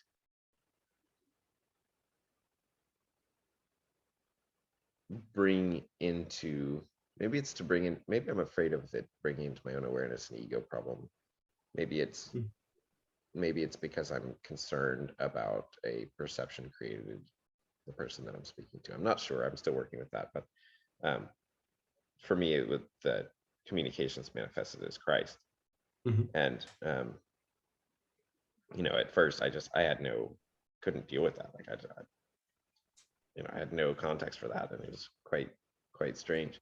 So just for my clarity, you're communicating with Christ as another being in your awareness, and is that you're also communicating with demons, or he is in your view, or? Oh no, so that had been before. Okay. When I was processing, it was more just like these things that came out of me. an So experience. separate experiences. Yes, yeah, totally Okay. separate. It was as if I would go into like a garden space, with like a small gazebo. This would just kind of show up in my awareness, and then like Jesus would be there, and we would just hang out and talk, which was really cool. And after a while, I started to actually, engage it more seriously, pay attention more, because at first I thought this is just some kind of strange like hallucination I'm doing, or somehow like some recursive thing in my mind is like creating this or something. But it generated just unbelievable insights in me. Things you didn't believe you were capable of. Yeah, Because absolutely. You weren't. Exactly. Yeah, sure. Yeah, that's a good way of saying it. Absolutely. Yeah, and so then at one point, I just like, it hit me what it meant. It hit me at one point what actually the story of the Garden of Eden meant, and the fall. Like when that story hit me, and then like very shortly after, I realized what it meant to be born again.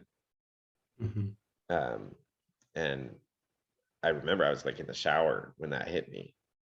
So that's funny you brought the shower. I love showers. yeah, and it hit me, and I was just like, oh man. And so I just like prayed. I was just like, man, like I want that. Like, I don't know what that is. I don't know how that works, but like, I'm on board. Yeah, and there was just massive qualitative shift after that. In that moment, was it experienced as you want that more than you want you, or was that a more gradual? Okay, yes. No, it was like all these. I wouldn't have articulated it at the time, but looking back, it was very much all the other versions of myself that do exist are really pointless. Like, if I can participate at this level of reality, like, let me in. So yeah, literally the path to your ideal self. Sure. Yeah, exactly. So yeah, so since then, it's around that time that I started engaging with Vervaeke and his series on YouTube, and that was profoundly helpful. Quite an undertaking, but profoundly helpful, just in terms of modeling and language, and a sense of just tools, like so many tools, and a lot of perspective and ways to speak about and understand things. Ram Dass has been a huge impact on me as well. So again, like, I very much appreciate what you said about the attaching identities, and I think I'm going to think about that more. I think that's a very wise thing to think about it. But just in terms of trying to categorize where I'm at, those would be some of the. And then now I just like read all the time. There's a guy by the name of John O'Donohue. Have you ever heard of him? No. He's passed. Give me lots of brain food. Yeah, he's an Irish. He was a philosopher / poet / mystic. Now that I write it, I've definitely seen that name. But anyway, go ahead. He has a book. Are you familiar with the Enneagram? Yes. That was early on in the journey as well. We got into that, and that was helpful. And you say we, this is you and your wife, I assume. Yeah. Okay. So one of the things that's been amazing in my journey is she's been fairly lockstep with me in it, which has been really quite special. That's wonderful. Maybe lockstep isn't quite the right lockstep in terms of going on the journey, although her journey has looked quite different. So there's the sense in which John talks about the participatory knowing, and I very much resonate with the way he talks about it in terms of a marriage relationship, where you become who you are because of who they are, and vice versa. And that was kind of what I was alluding to in my comment before, is that my wife is me. Because, and again, now that's all a specific level of speaking, but yeah, no, I think that's definitely true. There's something I've been appreciating more these days that resonates there, which is this idea of the local whole, which is something that I feel I wouldn't have grasped without being in a relationship.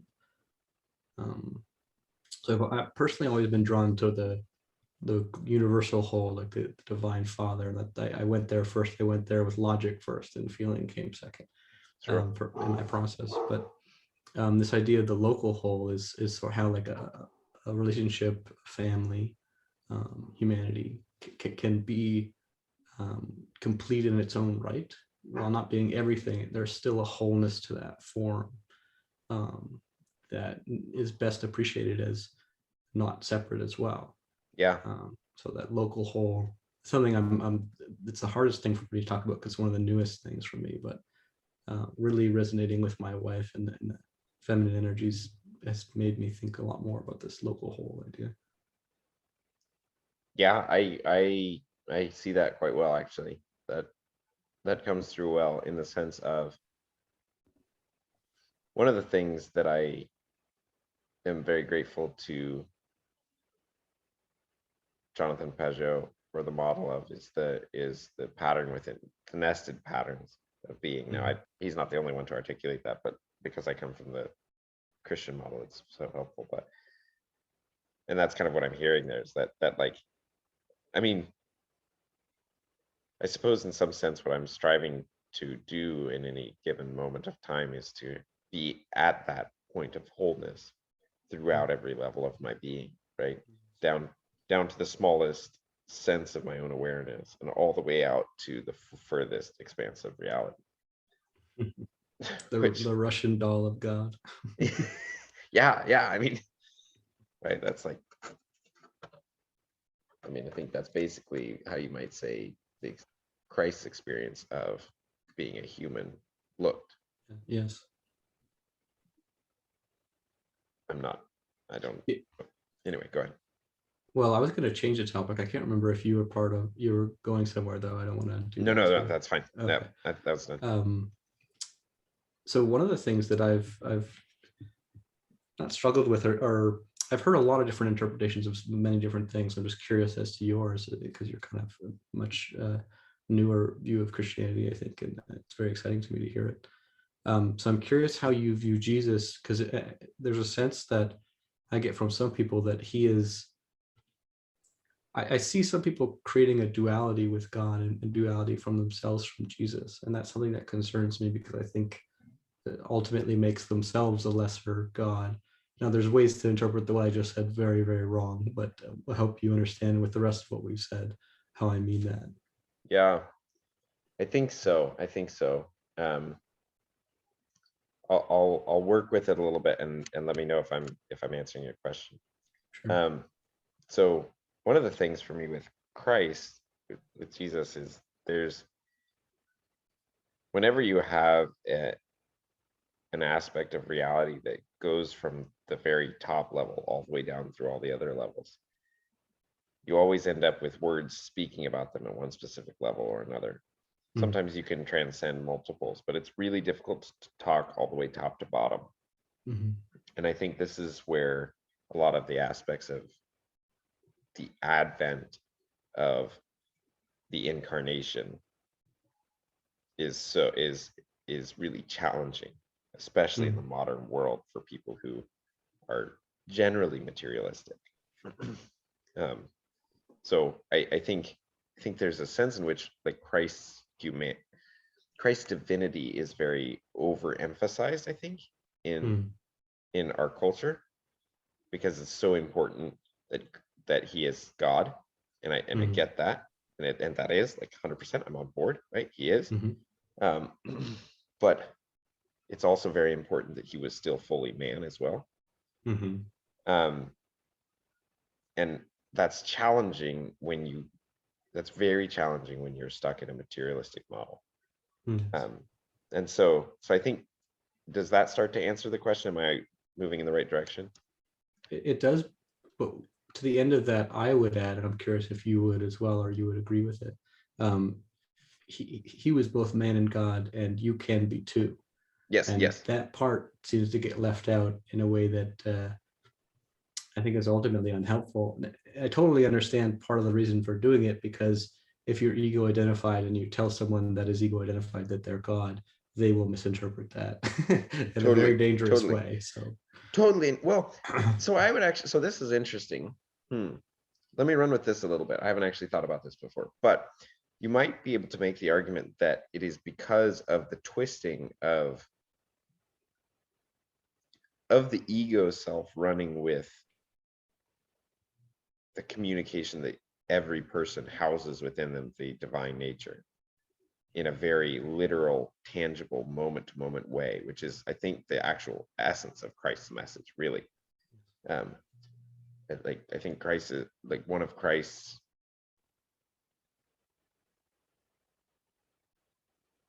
thesis. Like you might say his thesis is the Sermon on the Mount, but it flows perfectly with like John 17, where he does it's the theosis chapter, that they may be one as we are one, and all those, all the oneness stuff, right? Yes. And because that's in there, like can't remove that from the Christian story, because it's at the pinnacle of the pattern. So even if you can't see the pinnacle, it's still there, and it calls to you. And I think this is actually where postmodernism gets it, right? There's this sense in which, the Christian tradition has this wonderful way of talking about evil, that all evil is the privation of the good. That like there's no substance to it itself, but it's the twisting of the good. And in that sense, I think you can't help but follow the proper hierarchy. But if you do it from the ego space, you invert it. Yes. Right.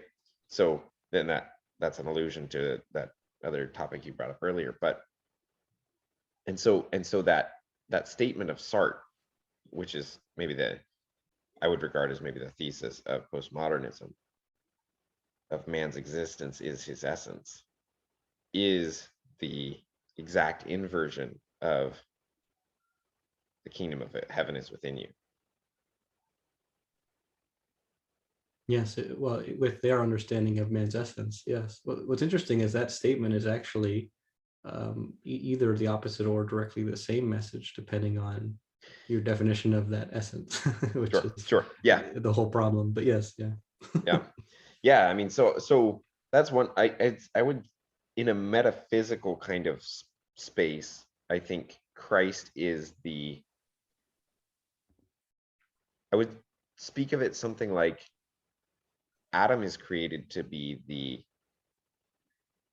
joining point between metaphysical and physical reality, and the flow point between God and the created order, something like that, because it's the space of awareness, right? The space, and you might say something, I think, like the intersection point of time and space.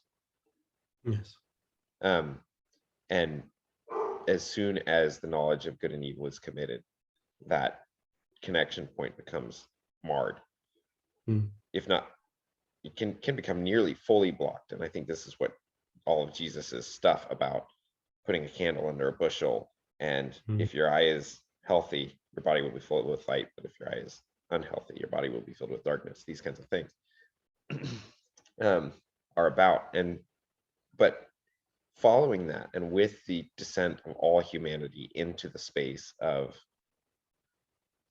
taking upon themselves the knowledge of good and evil and inverting their position, right? We invert our position, the position of our awareness, shall we say, right? Subvert the awareness under the thinking. And yes, that's what an identity is. Yeah, sure. Place, and I would say something like place the identity into the construct. Yeah. That's what I was. Yeah.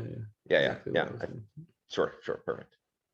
I think sometimes your language, I love it, but there's some part of it that doesn't quite flow with me, so I have to like restate it sometimes. So I apologize. No, I don't mind at all. I'm very new to talking to others, so I'm happy to hear what doesn't and does work. You have a beautiful way of speaking, but man, the language is sometimes it's tough for me to follow. But I that is not a criticism. I very much enjoy it. But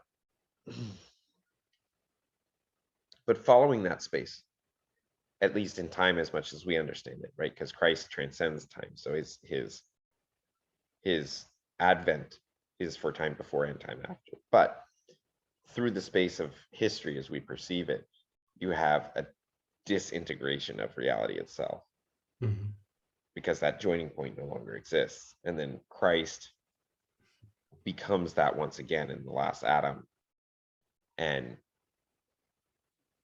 he is crucified, he becomes that, and he has the opportunity to take the knowledge of good and evil in its three basic primary forms. The three reasons you take the knowledge of good and evil, which is what Christ faced in the desert, are preservation of your own physical body. That's the first temptation. The second temptation is distrust in the goodness of being itself, and a need for it to prove itself to you. And then the third is the temptation of virtue, that you could make things better if you take over, which is a trick. I mean, that's one of the trickiest ones. That's the spiritual ego. That's a real, I still struggle with that one, man. But that one, I really only started making headway once I really started focusing on the graciousness to serve, because the other two I was able to do sort of like I wouldn't say it this way at the time, but now it was sort of like you power me up and I'll make the world better for you. You know what I mean? Totally. Yeah. Transactional though, and it still creeps in, of course, but that was the last one that I started to work on. Yeah, it seems to be the last one it's the last one Jesus faced, and it seems to be kind of by default the last one. But yeah, I mean, but throughout those, right, he gives also the three basic responses. Man shall not live by bread alone, which is that the preservation of your physical body is not primary. The second is thou shalt not tempt the Lord thy God, right?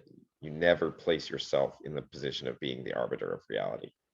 And the third is you shall love the Lord thy God and him only, which is that your attention must always be directed by agape itself, and not by any sense of knowledge of what's one of the big things to demonstrate the actual true full humanity of Christ, right? That he actually faced those temptations, and he did so in an ultimate sense, right? That he's physically broken down as much as you can be and not die when he faces those temptations in the wilderness by himself for 40 days and fasting.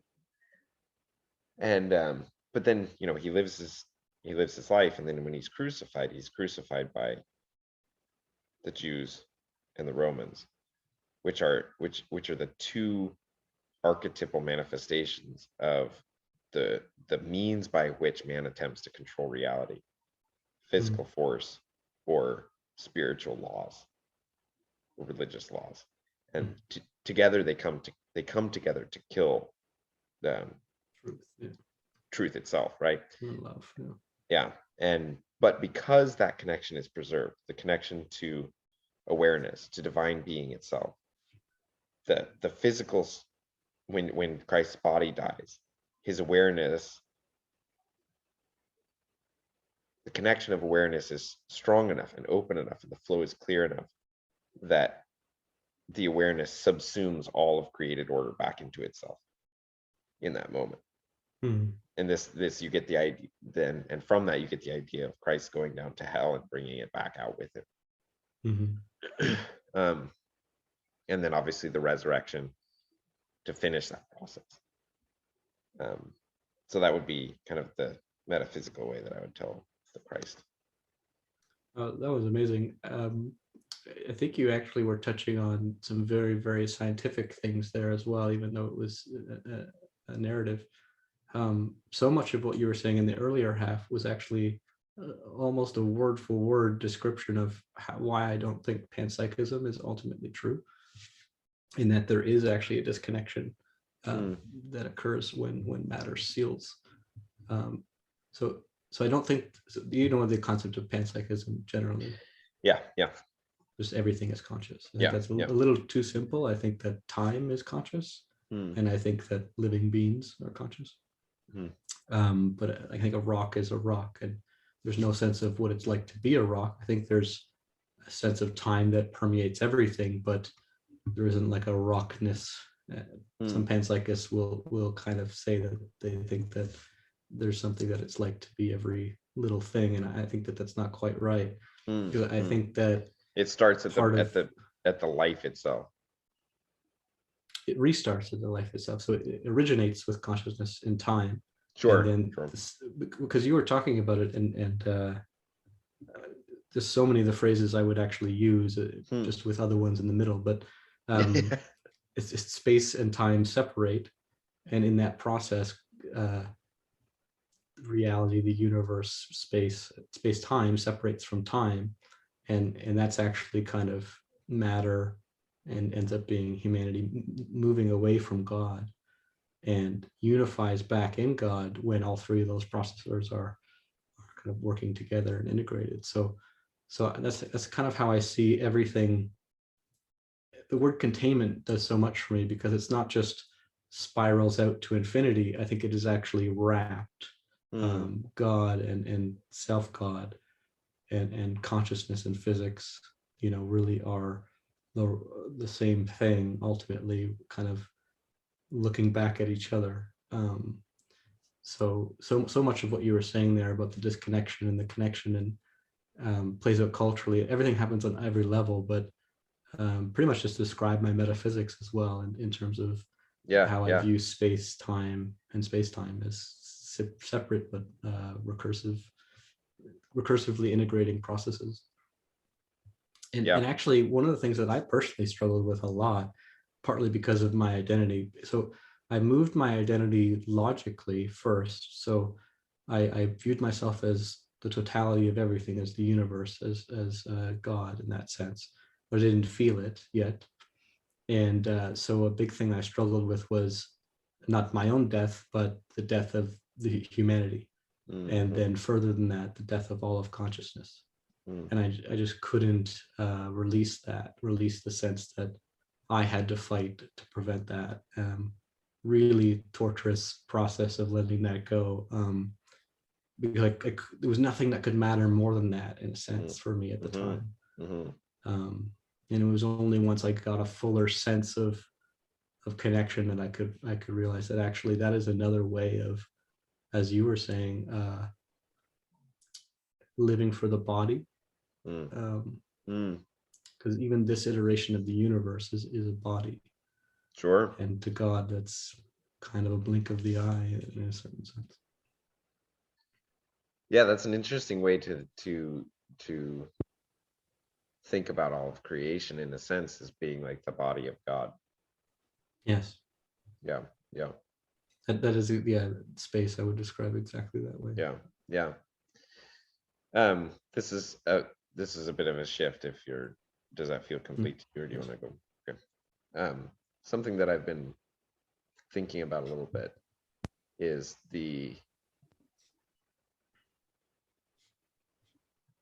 my undergrad background is biology, and thinking about the basic makeup of our interface body as being dependent on the information stored within DNA. And I think it's kind of self-evidently true, and also probably provable, that the human body is the most elegant machine that we know of in the universe.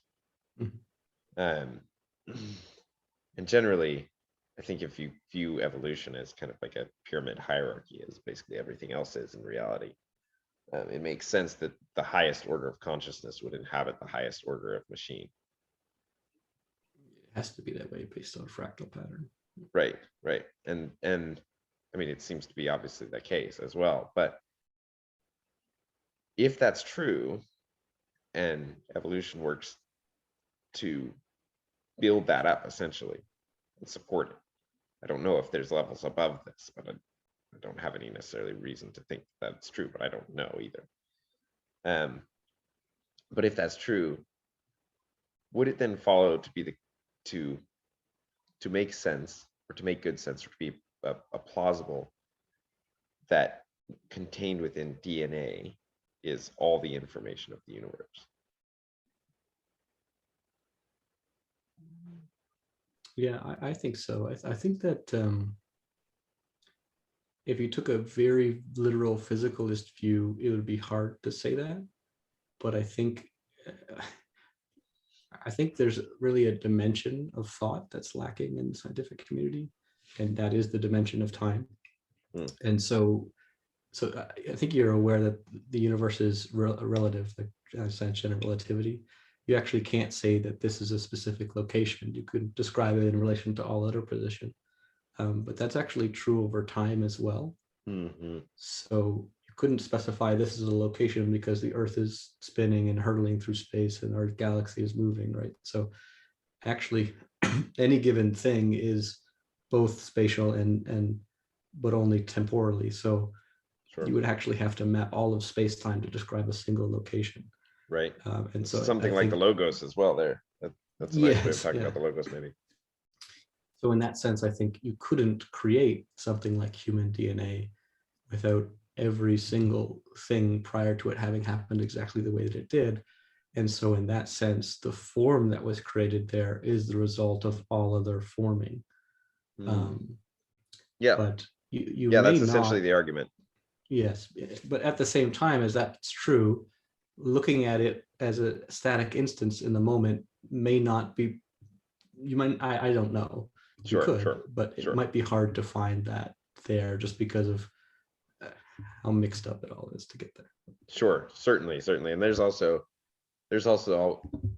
the always ever present problem of assumptions underlying measurements. Right? Like this is something that I want to say that I have a profound and deep and extreme gratitude and respect for science as a tool, but I'm highly critical of those who would not the people themselves, but the way of thinking that would place it at the top of the ways of knowing, especially because I think it's necessarily blind to its own shortcomings because of how accurate it seems to be.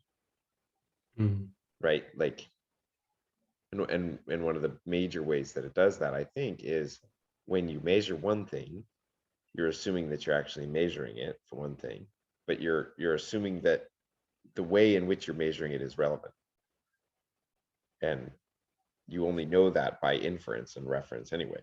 The best example of this in my mind is the I think therefore I am. It's just hilariously flawed. Exactly the way science is. Yeah, I mean that was one thing that for me was a really, I mean, because I think basically that's how our culture operates, right? Like our culture is basically Cartesian. Yes. And devastatingly so. Just devastatingly. Yes. But yeah, I mean that was one thing early on for me, was when I started writing, because of course I thought I was like the first person to realize this. But like that, the realization just how damaging that understanding of self is. Again, you could argue that's quite a deep restatement of original sin as well. Yes, there's some quote that I can't quite pull out here, but I believe it's by the author that did Moby Dick. Okay. And it's something like Melville. Something like a speck brought close enough to the eye will blind you of the whole world. And it basically just talks about yourself is such a small thing, but it's so close to the eye that you can't see anything else. Yeah, I mean that's quite good, right? Especially if you, from the talking about it in terms of being identified within your own construct, it's like that's literally the case. Yes, the case in every single moment that you look back to you're not actually looking at reality, you're looking back to yourself and therefore seeing a smaller version of reality through that lens. So I want to take this a slightly different direction from this point. You mentioned your mantra, and I was going to ask about what other kinds of practices, and I know we've mentioned meditation a few times, but maybe along with maybe more formalized practices like that, what kinds of things do you use to ground yourself back um, in those times where you find yourself back in some level of contraction? Well, I found that meditation means different thing to everyone, and there are like a million different ways of doing it.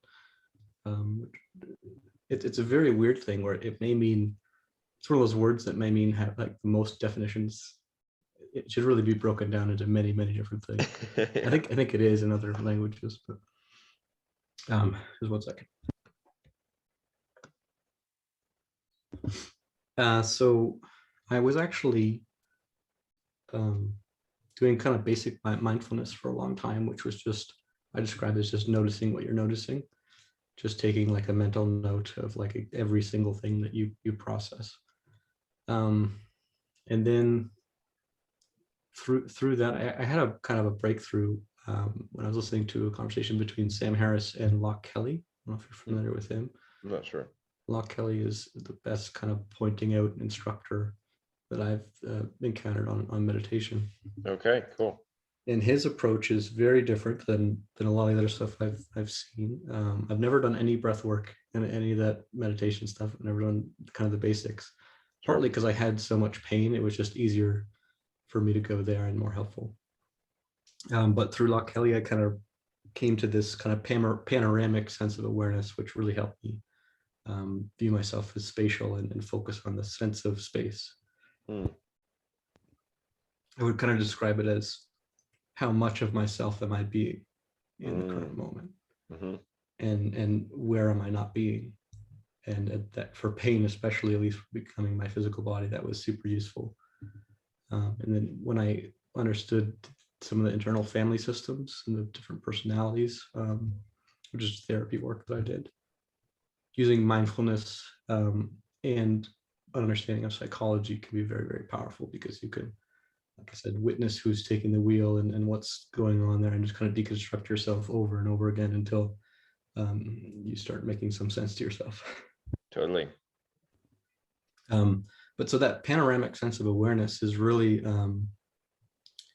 something that I try to leave always on. I don't meditate sometimes. I don't even have like a ritual. I'm just always trying to do that, and okay. I've found it just incredibly helpful for internalizing it. Like they say, when you learn a new language, you're best to go to a country and just integrate yourself, just totally immerse yourself in it. And I think that's kind of the same principle. Can you tell me that guy's name again? What was it? Sure, Locke Kelly. It's a weird one. L-O-C-H. Kelly is, as you'd expect, with an E-Y. Okay, cool. Cool. I will check that out. And he is, what I found most useful at him, he uses his hands really well when he's speaking. And so when I'm watching him, I'm using my awareness, mapping it to his hands, in my space, and following that sense of kind of broadening the eyes so that they wrap around. And it relates to my sense of containment. I think there is a way that we can actually contain our whole process as it's occurring. Within awareness. Yes. Okay. And that is how, because you can access the time within time, you can see how you would change yourself in each moment. You can see the forming of your identity as awareness take place, and you over and over again, you can become the loop rather than the frame. Than the frame within the loop. So basically, through anything that goes out comes back in.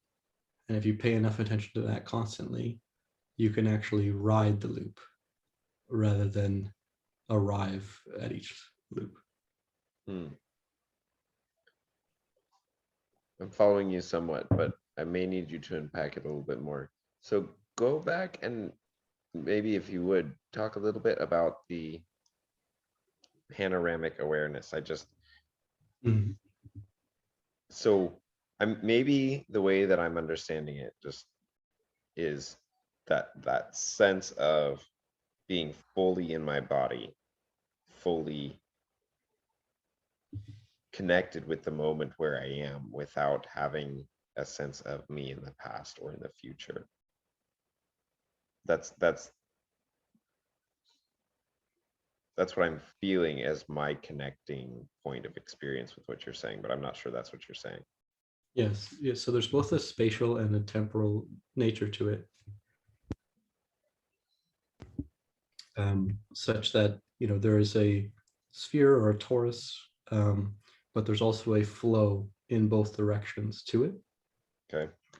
And that is the wholeness of the present moment, is realizing both what's coming in, which is your prior identity telling you to be you again, and what's coming out, which is you projecting yourself into the world.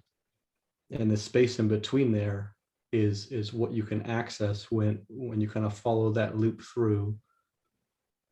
You can see how your prior identity is trying to maintain itself into the new frame, and also your power of allowing that or not in the space that exists.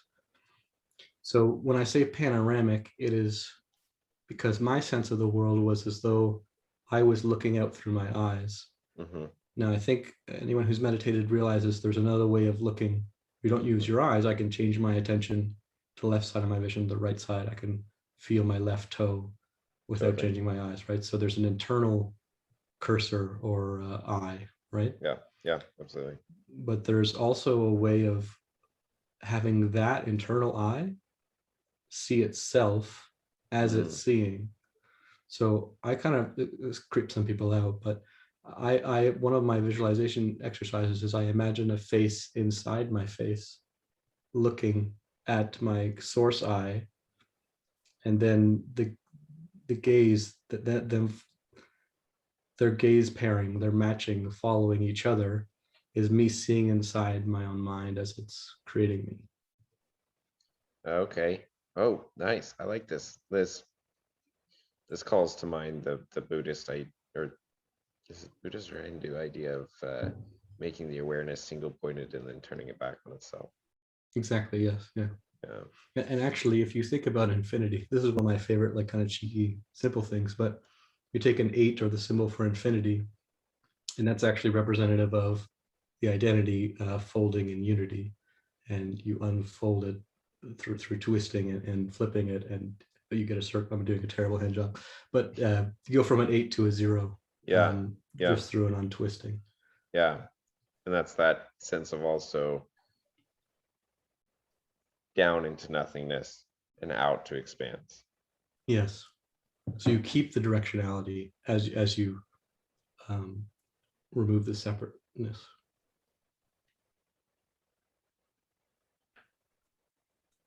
Keep the directionality in the sense of your movement through time, or your movement upward. I'm not sure I'm getting that one. Mm-hmm.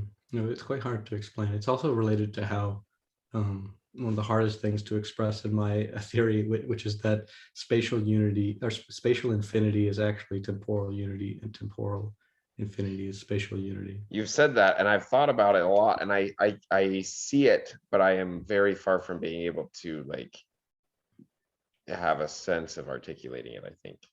Yeah, so that is the metaphysical representation of exactly what I'm talking about now internally.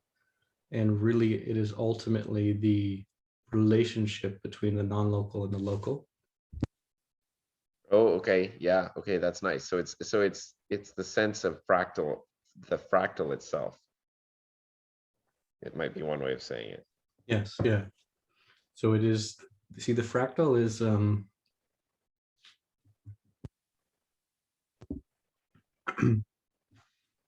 have to move away from fractal to explain it, I think. So in infinity, people, I think, are quite confused about it. I'm confused about it too, but the, I have had moments where I felt like I've grasped it, and I described them as actually collisions with infinity. But it's one of the hardest things to retain and transfer. Yeah, I have a sense that I've seen it. Yes. But yeah, I know what you're saying. So the closest I can come to describing that in the metaphysical sense is that infinity is really a rate. It's not it's a rate at which space leaves leaves time, leaves space time into time. So it's Okay. I see. Yeah. Okay. so Keep going. one of the easiest ways to imagine something like infinity is if a faster object is moving at the same line as a slower object, when will the slower one catch the faster one? Never, because it's just constantly beyond Yeah. it. So I think in the same sense, the space and time are essentially the same thing. It'd be helpful if we could draw, perhaps, but I'm a terrible artist. It's like but I think I see what you're saying, and like you're tying in that idea of temporal unity is spatial. Wait, what? How do you say it? Temporal unity is spatial infinity, and spatial infinity is temporal unity. Right. So That's kind of what you're invoking here, right? Yes, maybe the easiest starting place there is the moment prior to the Big Bang. We think of singularity, everything's in one place. Yeah. I think that is probably heaven, right? It's a perfect order. It's all of God together as one and nothing separate. Yeah. Yeah. Now that is a spatial unity because everything's in one place. There is no position. Yeah. There's just one perfect order in that sense. Yeah. Nice. And so you see when you get close to a black hole, things move very slow. You get close to temporal infinity, but at a singularity, you are at temporal infinity because nothing is moving.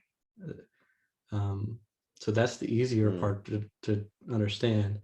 But the other thing is, once everything spreads out, I think the end of the universe is highly misunderstood on the same basis, because once everything spreads out all the way,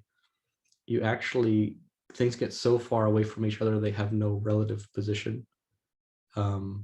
The idea is that they're like each atom is a universe apart. Yeah. So essentially, this is the hardest part to explain, but it's something that Roger Penrose also thinks. Gives some credibility to it. But I mean, again, we've kind of moved well beyond credentials at this point. We're just we're just climbing and running. Exactly. Yeah. So okay. So I view matter, gravity, which is just mass, just localized matter, Sure. as resisting time. Okay. And so I think you've heard that the universe is accelerating, how fast it's expanding. And that's because time is entering space. Again, if you imagine the infinity symbol, time is one of those pockets and space is the other. And matter is kind of jetting in with the power of the universe. I see you. I see it. Yep. And once this pocket runs out, because this one is maximal, it unfolds back into a unity, which of course collapses all the way back down into a singularity. And so the metaphysical there is easier to understand, but that happens in consciousness too. And it's related to the space that our identity occupies and the process of our identification. Okay. And in a sense, your identification becomes a blockage point to and this is why you talk about it as the resistance. Yes. Resistance to time, your space resisting time, because you've created an identity within a specific space. Yes. And thus you're holding back the flow of the infinity and into itself. Yes. And you have, and through resisting agape, you are resisting change, because time is just spatial change. Yeah. So you are using your current space to resist the change in space that would take place if you didn't do so. So essentially, enlightenment then is basically becoming no one, such that the process happens through you. Kind of becoming anyone, is Sure, what I would describe it in a certain sense. Yeah, because you become more of an agent, but you lose any sense of separateness. Yes, yeah. Sure. And so the way of man becoming God would then be, temporal and spatial infinity and unity. I think you can actually be both at once, which is just really because we're a universe within a universe. It's so fractal and so recursive that words are very up to the task right now for me, but hopefully you're getting the picture I'm drawing there of No, yeah, no, it took me a minute, but once, yes, I see it now. I see what you're getting at, and I like it. It's quite beautiful. And I don't feel hangups in it. It's a very, very high level of speaking. yeah, That's a it's very, hyper abstract, but yeah, that's a very, very high level of speaking about reality, but it maps quite well in terms of what models I have that I'm working with. So I like that. Mhm. Thank you. I appreciate it. I mean, for me, one thing I should say is that it seemed like my whole process would move forward in both directions at the same time, in that I was studying physics and consciousness at the same time. Yeah. And as I pushed in each direction, they helped. So that's why I got to containment, because it was both sides coming together for me. The truth, love. Yeah. No, that's cool. I like that. You know, and that also reminds me again of that sense of no matter where you start, you always find yourself at the same place. Sorry, say again, I coughed. Oh, it's just that no matter where you start, you find yourself again at the same place. Yes, yeah. Yeah. Which again, like, it's also why the paradox is the ultimate way of speaking about God. And thus why it's so difficult for man to not make God in their own image. Mm-hmm. Especially in it, like, you know, I have this, so to come all the way back down out of the abstract, I have the, if unless you want to keep going there. Oh, no. Okay.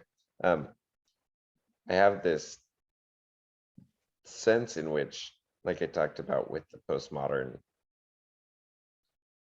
and then the disintegration that we're experiencing now as a result of the postmodern, I have the sense that we're near the there's a word here that I'm missing. The nadir. Is that the right word? Nadir, the bottom of Not a curve. familiar. Could be. Anyway, the bottom of the curve of humanity, at least in its current iteration. I mean, I have no idea about prehistoric iterations of humanity. And I think what's talked about in the flood myth seems to be quite a dire moment as well. But like I think we're near that point of where it's like, okay, we've nearly inverted things as perfectly as we can. Mm-hmm.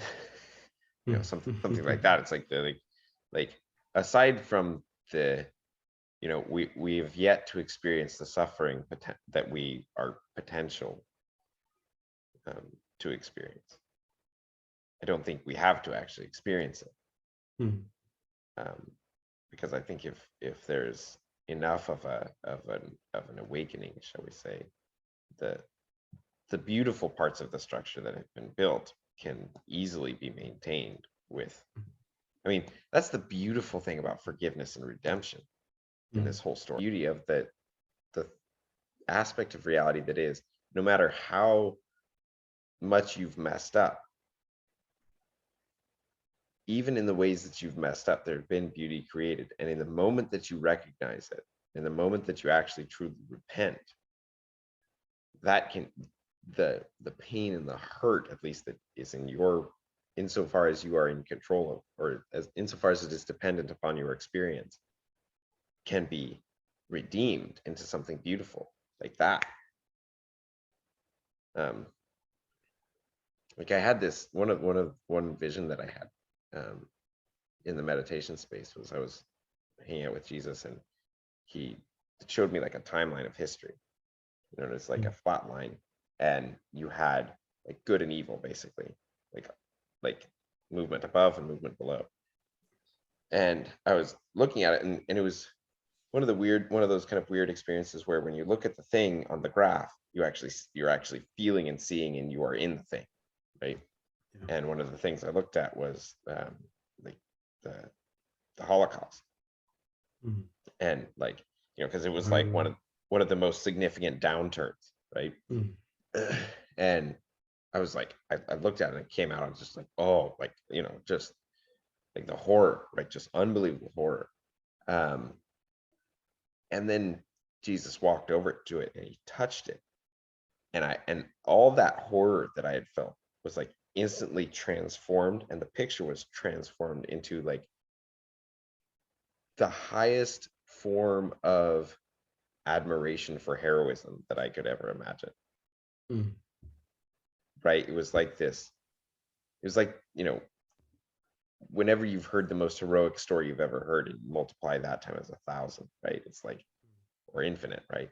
It's just that feeling of just, whoa, because suddenly somehow that was beautiful, because of the heroism of Christ had taken all the pain that I had seen within that, and it was somehow okay. Like, I have no idea how that works, but that, like, the sense of that it is was so profound.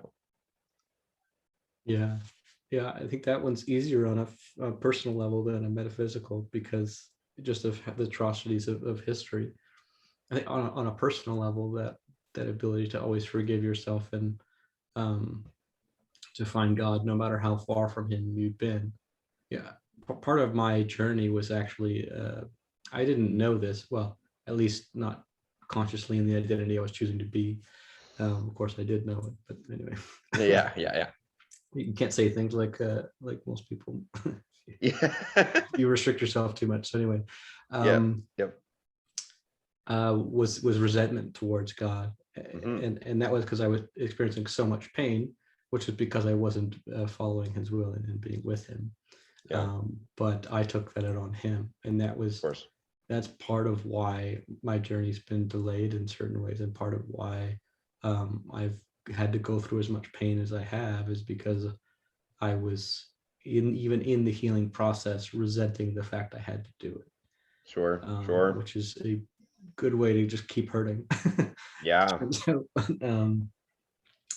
yeah, so forgiveness is huge, and I think that the postmodern view, you brought it up a couple times, but there's so much resentment there, Mm-hmm. inherent in it. And Jordan Peterson said something that the internet very deeply misunderstood, but he said something like the postmodern movement is the result of a resentment towards God for the crime of being. I think something like that. Yeah. Which I think is deeply true, and true even of not just the postmodern, like modern man is essentially, Yeah. why is my life the way that it is? There's Yeah. actually a funny Weird Al song. I don't know if you've heard. Why does this always happen to me? Have you heard that? Oh, I feel like maybe I have. I used to listen to Weird Al, but it's been years, and that sounds Uh, familiar. But It's hilarious. It's like there's a traffic jam and he's like 5 minutes late for work. There's like a 40 car pileup and all these people are dead. He's like, why does this always happen to me? And like it escalates to the point where like he stabs his boss, but it like breaks the point of his favorite knife. And anyway, yeah. Nice. how you're, That's wonderful. Actually, though, that's a great yeah. picture. But it's almost necessarily so, right? And again, here's another way you can talk about the fractal being in a near perfect inversion, is you have at the moment of the fall in the heart of Adam, you have the first speck that obscures the channeling of time into space, shall we say. And then throughout history, you have iteration upon iteration upon iteration of an increasing sense of that, right? You have some that come out of that, and you have some that maintain it to more and less degrees all throughout history. And in so doing, they keep the structure of being together as it is. But for all those who are stuck within the pattern of ongoing and multiplying sin, right? Because like there's also the aspect of sin that you have to, I think it's Dostoevsky or Tolstoy who said, in order to truly understand it, you have to realize that you are responsible for all sin ever committed. Yes. Yeah. and to to take it upon yourself to bear that's not the right way to say it, for the awareness of God to come through you and address that through your specific instantiation of being. And to the degree that you resist that, you become a collecting point for all the sin of all of history. So it presses down upon you, and it presses the whole order of being down. So you get the slow inversion of the whole of man, both internally and externally, both individual and collective, and through all the orders of the collective as well. Yeah, that's something I dealt with very personally, for sure. I think as you expand your sense of identity and you're in this process of integrating, the larger you make yourself in a true sense, not in the ego sense, the more responsibility you feel for the sins of all of humanity. And ultimately what I once perceived as the sins of God, I realized, oh no, that's me too. And so then you get to like Holocaust and viewing yourself as, the actors there. I think that's a very honest view that very few people can go to. But I think that ultimately, you want to become pure love and pure compassion. That is sort of the burden of being. Yeah, I think that's one of the profound insights of Peterson, and that he articulates well. Is, if you can't see yourself as a Nazi, then you don't know what you're capable of. Yeah, well, you're hiding that Nazi in yourself, and so it's still there. Yeah. Exactly. Yeah. Well, it may be about time to wrap this up, but we'll do more. This has been a great pleasure. I really enjoyed it. Yeah, me as well. Thanks, Ken. I appreciate it. Yeah.